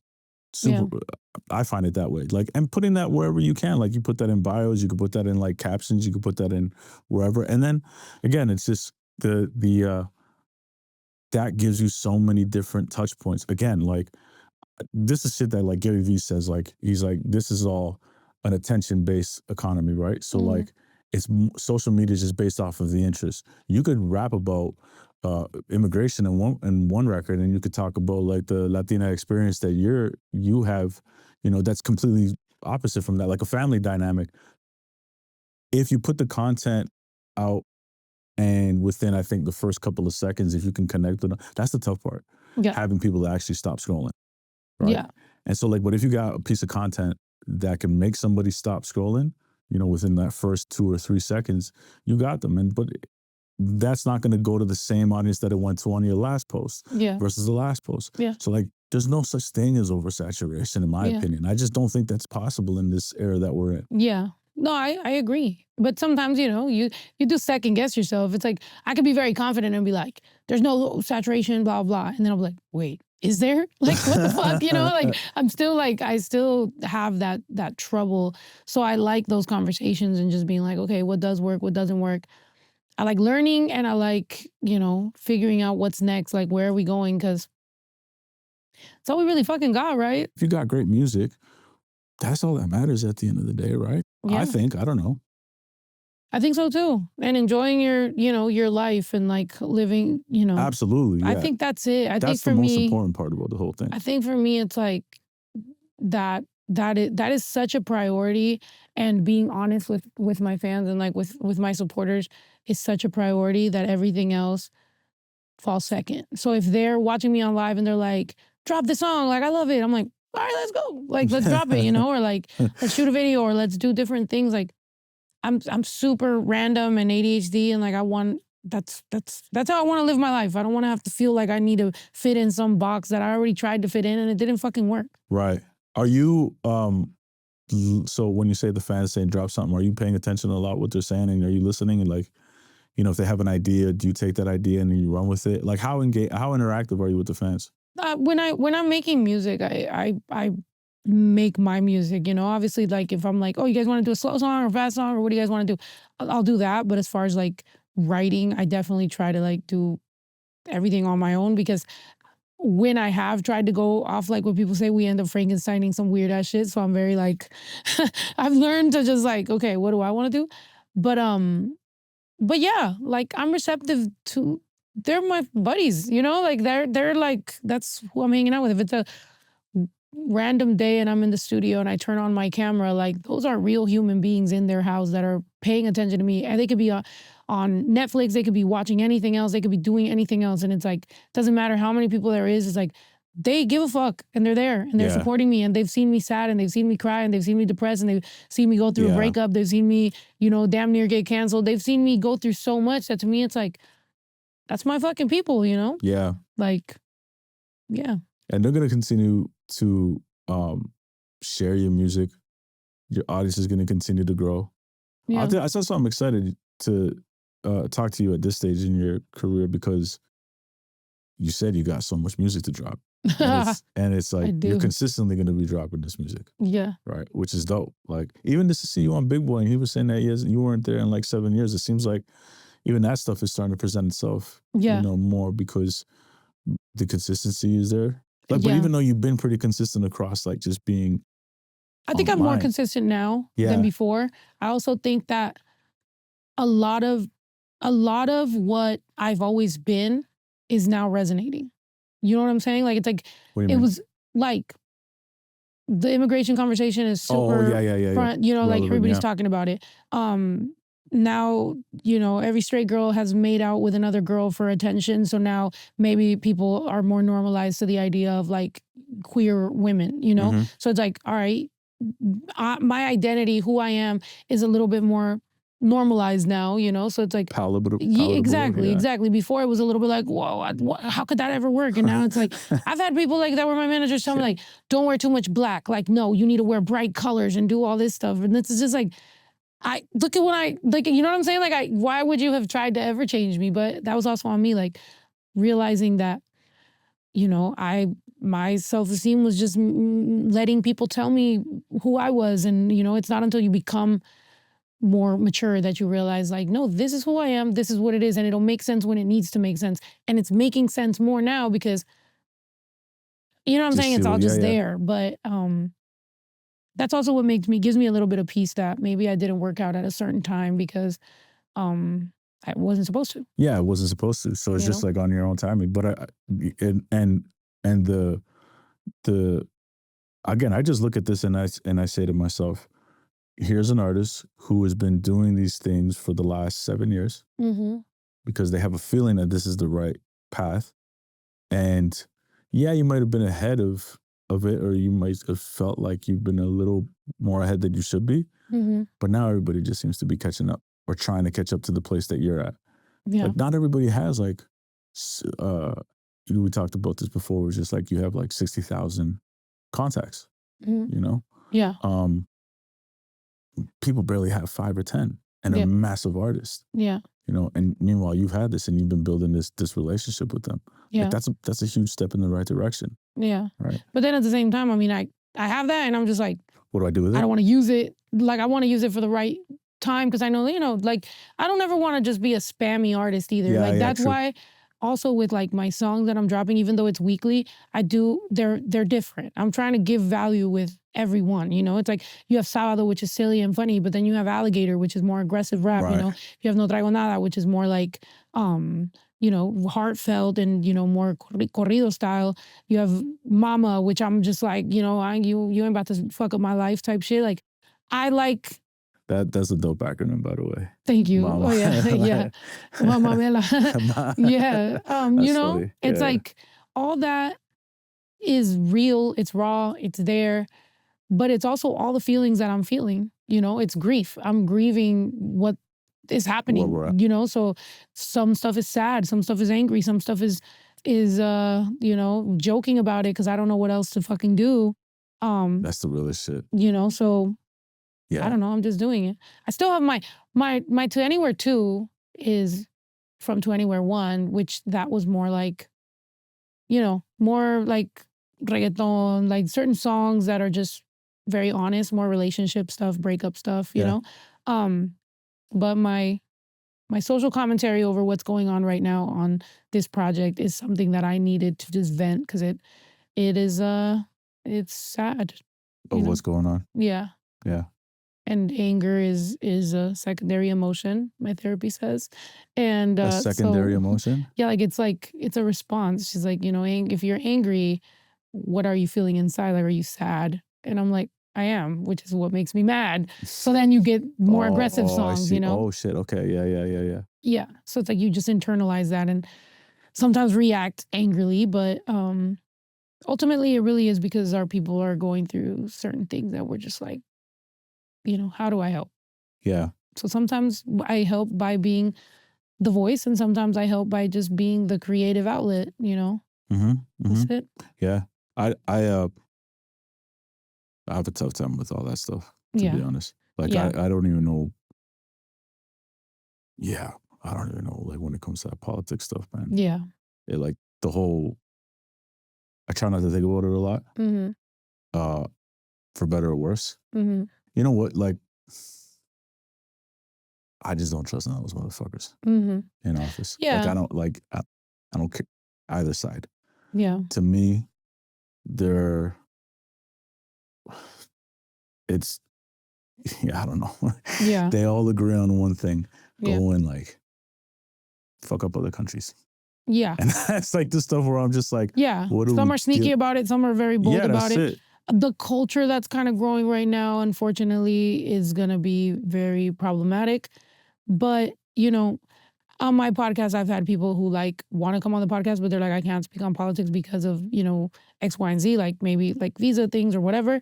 And so I also understand that there's sometimes that like, there's people that whose heart is in it, but they just, you know, can't do anything. So that's why I speak. Like sometimes people have been like, oh, you're talking about immigration, like fuck them or whatever. Like it doesn't affect you because you were born in the US. And I'm like, yeah, but there's people who can't say it. Who's gonna say it? If I don't say it, they don't say it. Like who's gonna fucking say it? Right. Like, so I speak up, you know. My parents are in Mexico and hopefully I will too, you know. Go over there. Yeah. When you were a kid, you used to go to Mexico as well too, just like by yourself. Yeah. Yeah, I used to always be on a plane and go, and I loved it. And I was very close to like my grandma and my aunt, who was like more like a sister. And once they passed, I didn't go. I went one more time and it just didn't feel the same, so I didn't go anymore. But then as time went by, like I started to go more, and I was just like, okay, I'm back, you know. Yeah. But, is that why you like to be on the road and you like to travel? Just even from when you were young, you were traveling? Like that? Yeah, Is that I've said that before. I'm like, I think the really? reason that I'm so interested. No, I'm like I didn't realize that, but the reason that I'm so like introspective and like I'm always in my head and like I'm always thinking is because imagine you're 9 years old, you get on a plane, you're sitting there staring out a window. You know what it's like to travel and just kind of stare out a window and think. Yeah. And so I'm like a little ass kid with my little thing and like, you know, they put my badge, they put the and then you're just sitting there, sticker there. Yeah, like staring out the window, and then next thing you know, you're in another country and your aunt picks you up and you're driving 3 hours to get to your tiny little town, you know. So it's like my brain was always I was the first American grandchild on both sides. I kind of took on all the judgment that comes with being the first American born grandchild on both sides. Were 9 and 9, you know, siblings. So it's like, oh, and you were the first, wow. And I was the first grandchild that was like, I had 2 older cousins on both sides. And I was the first one that was like, went to school here. Yeah, like pocha, gringa, like all that stuff. Not Mexican enough. Like my cousins I was never Colombian enough. My cousins were bullies sometimes, you know, and but that's where maybe some of my all that comes from. So ultimately, you know, I'm like, okay, this made me who I am, but it did it made me question a lot of not being enough, you know. I always felt like I wasn't enough, this or that or this, or you know. And ultimately, I don't know, it gave me a career. Yeah. You know? Yeah. I made all my insecurities be something I put into my music, and people resonated with it because Immortal Technique told me that it's like people something about like when the music's good, when the rhythm, they remember that or whatever, but your words they remember when they connect, when they're in their darkest moments. So maybe that's why sometimes people have connected to some of my stuff, you know. Like speaking of Immortal Technique, probably like one of like my earliest memories of like exploration of Central America and South America at a deeper level was because of that record Peruvian Cocaine. Mm-hmm. I was like, what is all this guy's saying? And I'm like, I had to go and like look it up and Google everything. I just went down a rabbit hole for like 3 days because of that record. Yeah. And I remember talking to my ex about it because she was going to university and was learning some bullshit, and I was just like, nah, you're wrong. Yeah. Here's why. Yeah. I didn't want to tell her it was from a record. I was just like, this is the information that I just learned about how this all works. Mm-hmm. And she's just like kind of stumped. She said, where the fuck do you get all this information from? I'm like, yeah, your university degree, like spending $10,000 for nonsense. I'm dead. Yeah. You know? And that's, I mean, if you think about it, like me getting signed at Atlantic on the pop side, meanwhile, I'm homies with Immortal Technique and Tech 9 and like, you know what I'm saying? Like the level of rap that like it's funny, but I guess sometimes it's just like you're a girl, so like you belong here. Like you're a Mexican girl, Latina, you can be this. And it's like, bro, I'm a rapper. Like I'm a really good technical rapper. Like, yeah, you are. So to me, it's like, yo, that what was Bizarrap? The Bizarrap, mm-hmm. Snapped on that. I'm grateful for him for giving me that opportunity, because that definitely opened a lot of doors. I think there was a lot of people that have heard me, but it's not until you get that sometimes you got to get a cosign from someone else for people to give you a fucking opportunity. And for those who don't know, this is the thing, right? Like you would think that everybody, because that on YouTube alone has 240 million views. Mm-hmm. You got Grammy nominated off of that, right? Mm-hmm. Like for those who don't know, that's like it's a series that a DJ from Argentina has, and you went and you just absolutely bodied it. It's one of the highest viewed on his page, if not the highest. It's one of them. It's definitely, yeah, it's like top 3. It was his first time he did bilingual. And so that to me felt good because I'm glad I brought something. You know what I'm saying? Because I know he's Bizarrap, you know, but to me it's like, I wanted to make sure that que aporto, you know, that I did something. And he was like, no, you changed. He's like, after that session, things switched. And I was like, bet, thank you. You know, I don't like to not carry my own weight. But yeah, I mean, and it's like even that. I got to the Latin Grammy nomination. That whole time, all that was no manager. All that was no label. All that was just ear to the street, seeing what's going on, chopping it up, like just being like talent-based and also just like human interaction. Human connection, So to me, it's like, even though I keep trying and like keep doing other stuff, it's like sometimes maybe it's just that like raw energy that kind of makes things kind of work, you know? Or maybe I don't second guess myself so much because I'm the only one that kind of, you know what I'm saying? I kind of I'm the only one that got the responsibility. You're always like kind of the first to break ground in a lot of stuff, right? Yeah, like a lot of people weren't looking towards the Bizarrap, like especially English rappers.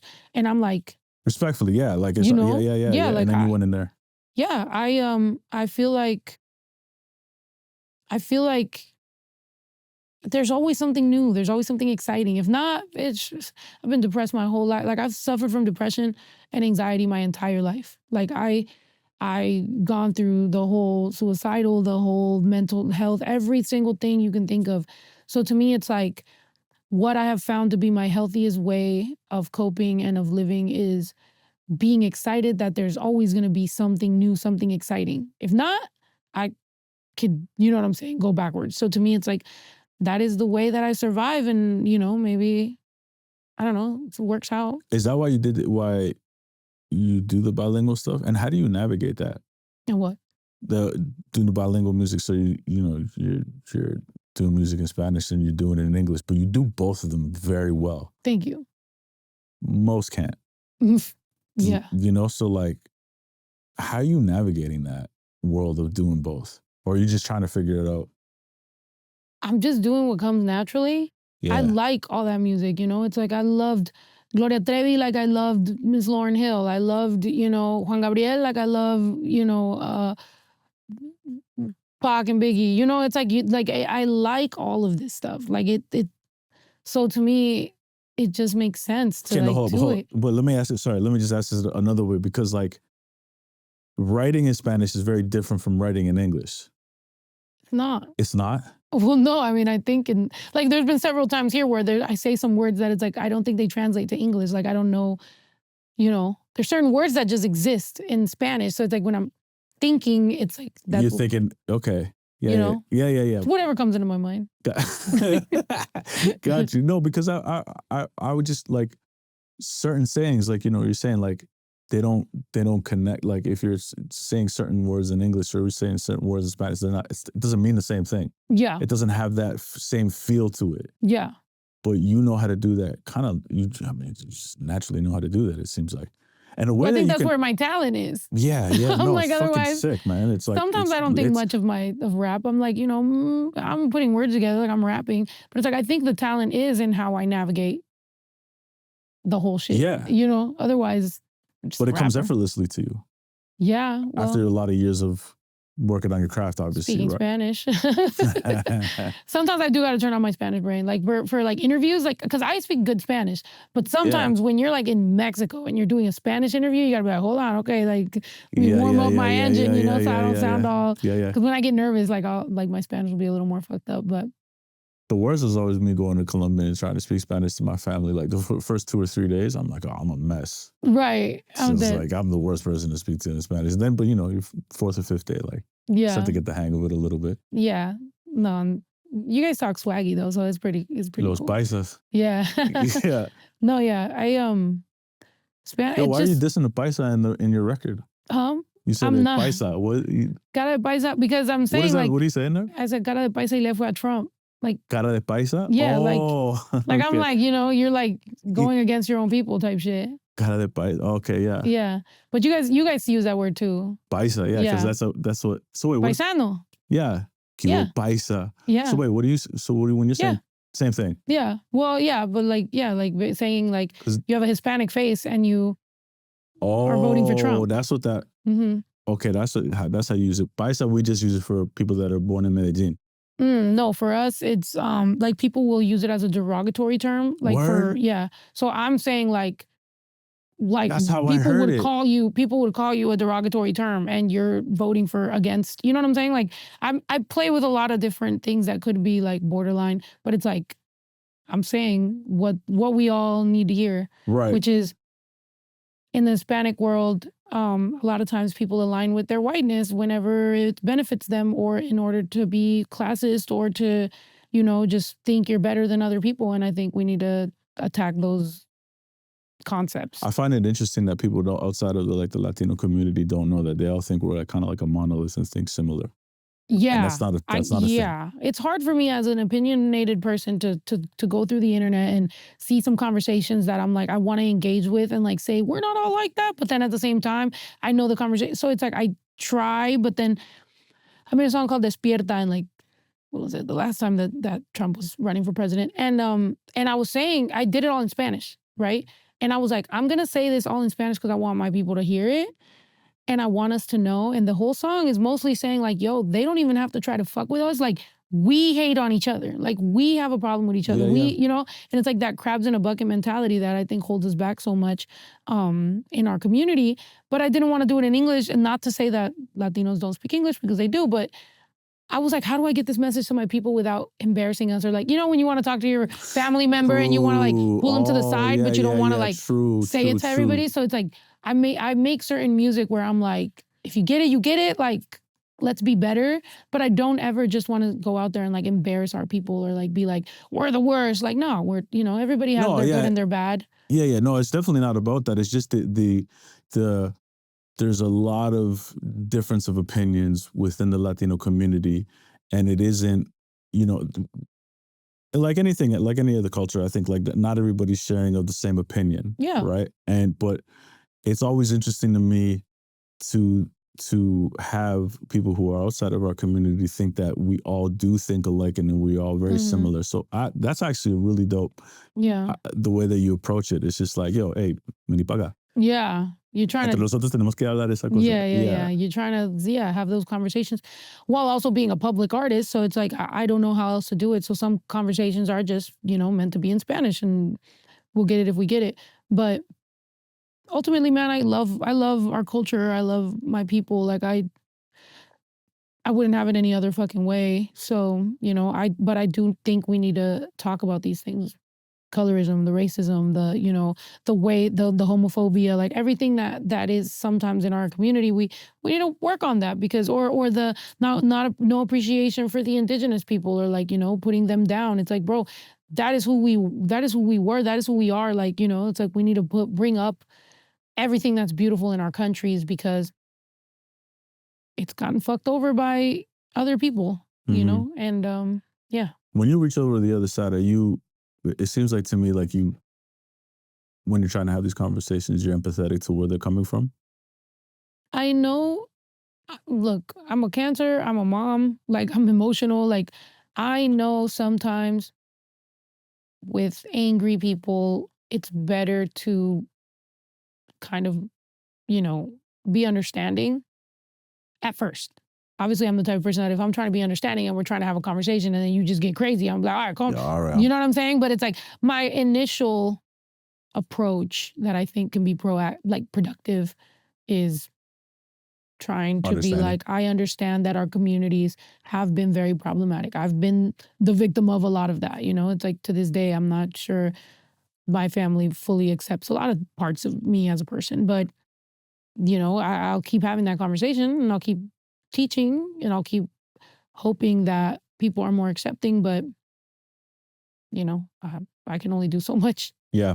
I think you said it the right way. I think that's the best way to approach it and navigate it is like, I think empathy is a really big word, and I think it's an important word, and I think more people need to have it. Empathy doesn't necessarily even mean that you agree. You just got to understand. Understand where they're coming from, yeah. Yeah, that's basically what it comes down. That's why it's dangerous for people to say things like empathy doesn't exist or empathy is a weakness. It's like, no, it's not. And like, if you don't have it and you're a sociopath, then that's cool, but don't try to normalize that. Like, don't try to make everybody else feel bad that we have empathy or that we're empathetic towards people that maybe I don't, you know, like we don't look the same, but I understand where you're coming from. Or like, even like me as a queer woman, I can have empathy towards men, you know, it's not like, right. Like, what the fuck, you know, Yeah. I don't, I'm not with that. I think everything goes back down to just humanity and being good people and remembering that music is frequency and vibe and energy, and it's an energy exchange and you get so much from it. And, you know, it's, to me, especially being ADHD and like having so much anxiety, it's like music has been what made me feel better. You know what I'm saying? Like, I have certain songs that I just listen on repeat, or like certain frequencies that just make me calm, or like certain things that I hate. Like, I don't like certain frequencies that I'm just like, yo, I'm like super sensitive to that, you know? Like, so it's like, as long as you remember that humanity within music, then everything else, you know, the money and all that shit, I don't know. It's whatever. Weird. When artists are coming to you and asking you for your advice, are you also telling them that? Because like, what I gathered from a lot of this conversation is just like, you're going to be who you are, you know, and this is how you operate. I don't think you're ever telling anybody to do this way, do it because it worked for me like this. It's just more so like, I think you have to kind of figure out what your path is and learn about the business. But is that something that you'd be communicating to artists who ask you for advice? I just know so many artists that struggle with mental health, you know, including myself, that it's like, I always tell them to put that first. Okay. You know, because how do you do that? You know, rest, find what makes you happy, you know, do what, be around the people that make you happy, you know, like try to take care of yourself and those people, find love, like not even just relationship love, but like family. Like a lot of times the reason that I looked towards my fans was because I was disconnected from some of my family, probably because, you know, they didn't agree with, you know, who I was with at the time or what I was becoming or who I was, that I looked towards my fans, and then they saved me as much as they say I saved them. So it's like, it's a real connection. Wow. It's not, you know what I'm saying? Yeah. It's not like, that's why sometimes I feel like with some of these companies now being like, well, the money's in the super fan. I'm just like, or just fucking care. Just care about the fucking person. Like, if this is a person who got their probably last $35 that they probably didn't even have to go and see you at a show, and they don't care, they just want to hear their favorite song and they want to connect with their favorite fucking artist, you know? And it's like, give them that extra care, you know? I get paid for 45 minutes. I've done 2 hours forever. Like, I just do it because I want to. Like, I care, you know? And it's caused me problems because some venues are like, bitch, get out of here. But I'm like, I want to do it. Like, you know, and I don't know. I've told my fans, I'm like, you guys know one day I'm going to stop doing this long ass shows. But they're like, and then this one, and then this song, and then that song. And I'm like, you know, I drink on stage, I wave the Mexican flag, I talk about politics, I talk about, you know, real shit, I cry, I do all of it. And it's like, it's fucking real and it's raw and it's what music was supposed to be. I seen you live once and it was like chaos. It was absolute chaos on that stage, but it was like beautiful chaos. Yeah. You know, it was like you had control of the whole thing, but this shit was just like, there was so much happening on that stage. I'm dead, but to be fair, that was a long ass time ago, and I know is that stage that... Kansas, yeah. That was... But like, the dope part about that is that like, you had everybody come out and watch your set. Because like everybody just started hitting the side stages and just like, wow, it's like, what is going on over here? This is like, this is turning the fuck up, you know? And you weren't the headliner. You were halfway through the show. And like, energy. Yeah, the energy. It's just, that's it. It's energy. It's I don't like boring shit, you know? Yeah. Unless I'm like sleepy and I want to take a nap. But then at that point, that's it. You've drained all the energy. I'm drained. I'm tired. To go for the next day. Yeah. So I don't know. That's, you know, having a good experience. And, you know, you remember that, you know, and like people come out and it's a vibe. And I don't know. That's all it's supposed to fucking be. I have gone to people's shows sometimes, like live shows. You know, God bless, it's cool. Sometimes you'll be like, you know, Yeah, no, I'm not. it's a little snooze fest sometimes.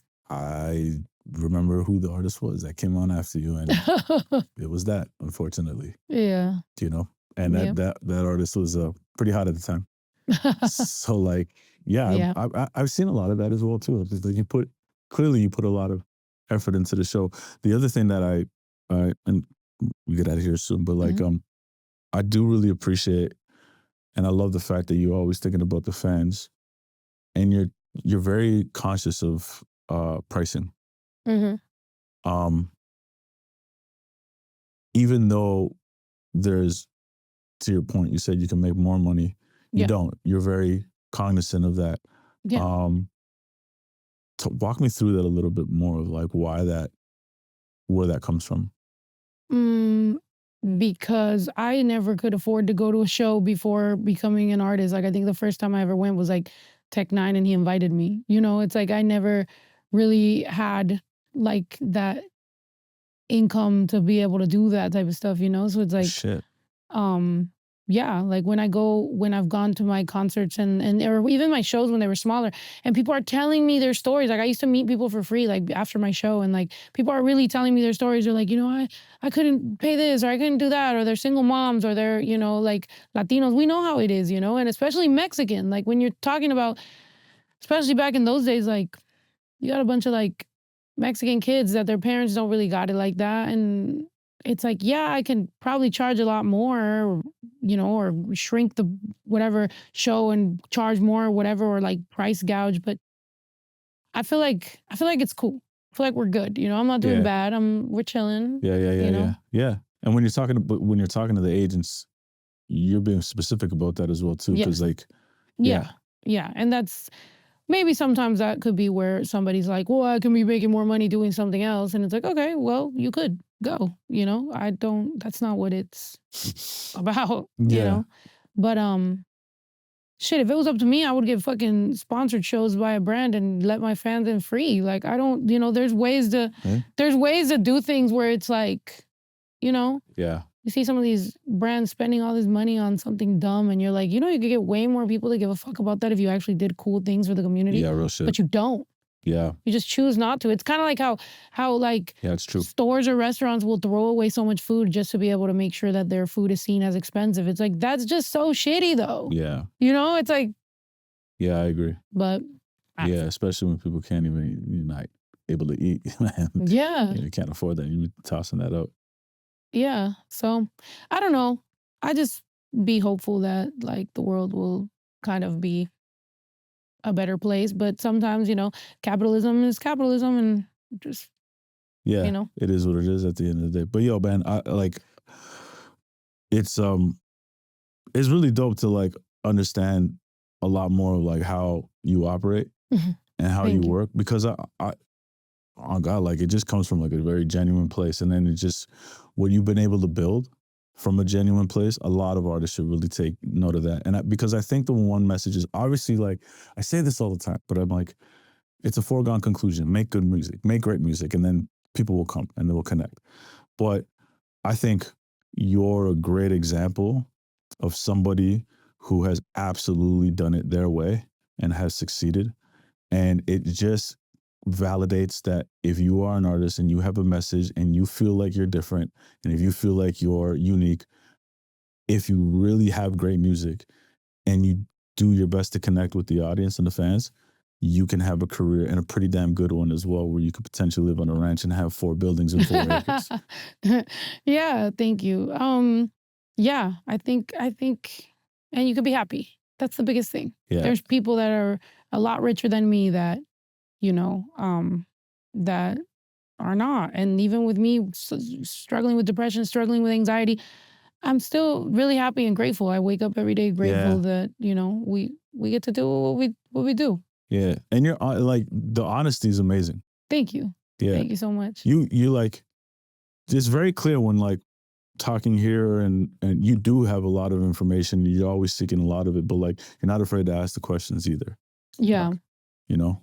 We're just people. You know what I'm saying? Like, you know a lot of shit that I don't know, you know, and like, but you know a lot of shit that I don't know, exactly. Which is why it's so cool to like exchange and like, you know, interact and like have it all really, you know, that this industry could be very transactional and very fake and weird and people just want to take, they don't want to. And to me, I'm like, bro, like, I mean, I'm an open book, you know, let's talk same. or whatever. And it's like, I think it's really dope. It's cool to know cool people. Yeah, I always say that too. I'm somebody who just like, I've always been that my entire career, and I say it now more than ever. I'm like, you gave the wrong person the information, because I'm gonna tell it to everybody. I'm dead. Yeah, like you gave the wrong person this information, because I'm gonna expose it to everybody. Because like ultimately, I just feel like, why not? You know, we're in a time and place where there is no quote unquote gatekeepers how they were back in the day. Sure, there's some industry things, you know what I mean, that are gate kept, but like for the most part, you can have a really successful career. Not by being in the industry, but just doing good business and good practices. Yeah. And if there's a place where you can actually get this information and you get it from my podcast, amazing. Hell yeah. Like, look, like I said, like I talk about this shit all the time. You know, we spoke for like fucking an hour and a half the other day just talking about the business. There was no cameras and there was no lights on. Yeah. It's just like, yo, put me on game. How do you do this? How do you do that? Okay, that's interesting. Okay, that's how you're operating. Yo, you don't know these people. Let me connect you with this person over here. Like, you know, saying to me like, yo, come through the ranch. I'll show you how this shit all works. I'm like, yeah, that's dope. Because I transparently, like when it comes to the merch game, I barely understand that. I'm just starting to understand the merch game right now. Because when I was doing Jesse shit, it was another who still manages Jesse, Byron. Like, he was always kind of more in charge of the merch. So I'm learning this stuff now in real time. You know what I mean? So I'm like, you tell me like pull up to the ranch, I bet. I'll take you up on that because I want to understand how this works. Hell yeah. And then another thing, like, exactly, like one of the things that for me, for example, merch, when I was at a label, like they bring me merch and I go, this is bad. It's like falling apart. Because you knew about it. Because I knew about it. So they're like, well, if you want better quality, it's going to be more expensive. Like it's going to cost this. And I'm like, no, this is improperly cured. So the design is coming off. This is just doing a bad job. Like you could, you know, fix this. So sometimes like the times that people have seen me to be kind of like bitchy or like an asshole or like whatever is because I'm like, I'm protective of the people, you know what, like I don't want people buying some shit that's falling apart and I'm protective of my fans. So that's why sometimes I am very like closed off to certain things that are fake or weird because it's like I'm protective of what we got going on, which sometimes can seem, you know, angry or closed off, but it's like, no, I just don't want ever to be seen as taking advantage of people. You know what I'm saying? Yeah. And knowing, I think the more you know, the more, like in that meeting, I mean, everybody got quiet as hell when I was like, no, you cooked this wrong. Like you didn't, you know, and everyone's like, I kind of thought, damn, like maybe they're not going to work with me no more. But also, fuck that. Like if you're trying to give me shitty quality, no. Yeah, I'm going to tell you what it is. Yeah. And then have my fucking cousin do it. What the hell? If you guys, you know, he could do it better, cheaper, faster, and you guys weren't. So. And did you end up having your cousin do it? Yeah, I would always do no, not for them because they didn't want to. They will have their own ways that they do. Yeah, you because know, everybody it's all in-house cuts shit and they cut shit. their own deals. Yeah, exactly. So they profit off of it. That's why they've always kind of like not really loved. Like, you know, I've had my brother last minute make an edit for like a huge company commercial thing that I did. And they don't want to, you know, they told me, we can't do that because it's going to take like a couple days to blah, blah, blah and all this shit. My brother did it. I was like, bro, fuck it. And I told my brother's like, yeah, I don't need credit. Just fucking have them do it right. And so boom, they don't want to credit the people that are actually the ones that are actually going to fucking do the shit. Yeah. So for me, I'm protective of the people that actually do the shit for me. Like I want them to show up and be there and get the opportunities, but they don't want that. They want to give the opportunities to their people and then they just want my people to clean their shit up. I don't like that. Yeah, I don't like that either. You know? It doesn't make any sense to actually go about that. And I think, to be honest with you, like when it comes to that shit, when like people will be like, oh, like she's a bitch or whatever, it's just like, that's just like men being fucking idiots for the most part. Some women too. Some women go into that. Some women are pick-me's and they would rather hear a man be a boss or be whatever, or have a male artist be whatever, than have a woman to actually just say what it is because they see that as like. Feel like it's kind of stepping on the. Yeah, it's like a woman. I mean, she nodded yes. Like that's how it would be sometimes. Like women and men. I think women unfortunately just get judged differently than men. And I think that's what I mean. And it's like, this is like a male dominated industry, right? So like, that's what I see it from that perspective. It's because I've worked predominantly with female artists as well, and I see it. And I'm just like, sometimes when I hear certain things from like my the men in this business, I'm just like, what are you talking about? You know what I mean? I'm like, that's not the same standards you're operating for men. Yeah. You know what I mean? It's not everybody's like that, but some people are like, and to be fair, I think it's like fewer and far between as the years go by. As it used to be, yeah. Yeah, as it used to be back then. It's not really like that anymore. Not as much, I would say. But every now and again, you're just sitting here and be like, what are you fucking talking about? Yeah. Like, somebody's just actually just trying to make sure that their business is right. Yeah. That's all it comes down to. Yeah. Especially when you're not asking for much. You're just like, hey, safety of fans at shows, quality of things that they buy. You know what I'm saying? Like common sense, all that type of stuff is stuff that like, it should matter to everybody. Like we're in a business where you shouldn't have to sacrifice safety for a couple dollars or because you got the wrong fucking security guards. Like, right. There's real people. There's been people who will not even stop a show if people are getting hurt. I'm the type of person, I'll stop a show if there's a fight. I'll tell them to stop fighting. I'll help security out by being like, hey, stop fighting. Don't do that. I don't like that. So to be the person that gets blamed of like inciting a riot, it's like never in my shows have I ever been like, hit each other. As a matter of fact, I've stopped people from trying to do aggressive things because I'm like, yo, there's little kids and shit. Like, don't be doing that, Yeah. So matter of fact, I crowd surf, but it's like I'm probably the safest crowd surfer ever because I'm like, everybody put your hands up. If you're not ready for this part of the show, go to, you know what I'm saying? It's like I'm like, because I don't want to get dropped. I don't want to get dropped on my head. A real rock star would probably be like, nobody warns people, but I'm like, listen, we're gonna have the fun. I don't want to kick somebody in the face accidentally because they didn't put their hands up. Yeah. Or sit on, you know what I'm saying? Like some random shit. So what's next? I want to definitely bring out this project. It's definitely not your typical rollout. I'm not doing everything how the industry wants it, but I just want this body of work to exist. Yep. And I want to keep on promoting that body of work and then leading towards tour. I want to drop another project, which is the response to 2 Anywhere 1, which was a great project, by the way. Check it out. And then 2 Anywhere 2. And basically that. I mean, I feel like 2 Anywhere is like a really good, it's for my soul. It's my original project was supposed to be called Halfway There to Anywhere. And they chopped it, like they made me drop a project called Halfway There. And to me, I feel like it kind of like cut the whole, so I dropped 2 Anywhere. And I feel like I rather feel like 2 Anywhere. It's so like, we can go anywhere in the world, anywhere creatively, anywhere. Like, I think it's like gives hope. And I don't know if you've noticed, but to me, it's so much about that. Like waking up with hope, motivated, something new, I agree.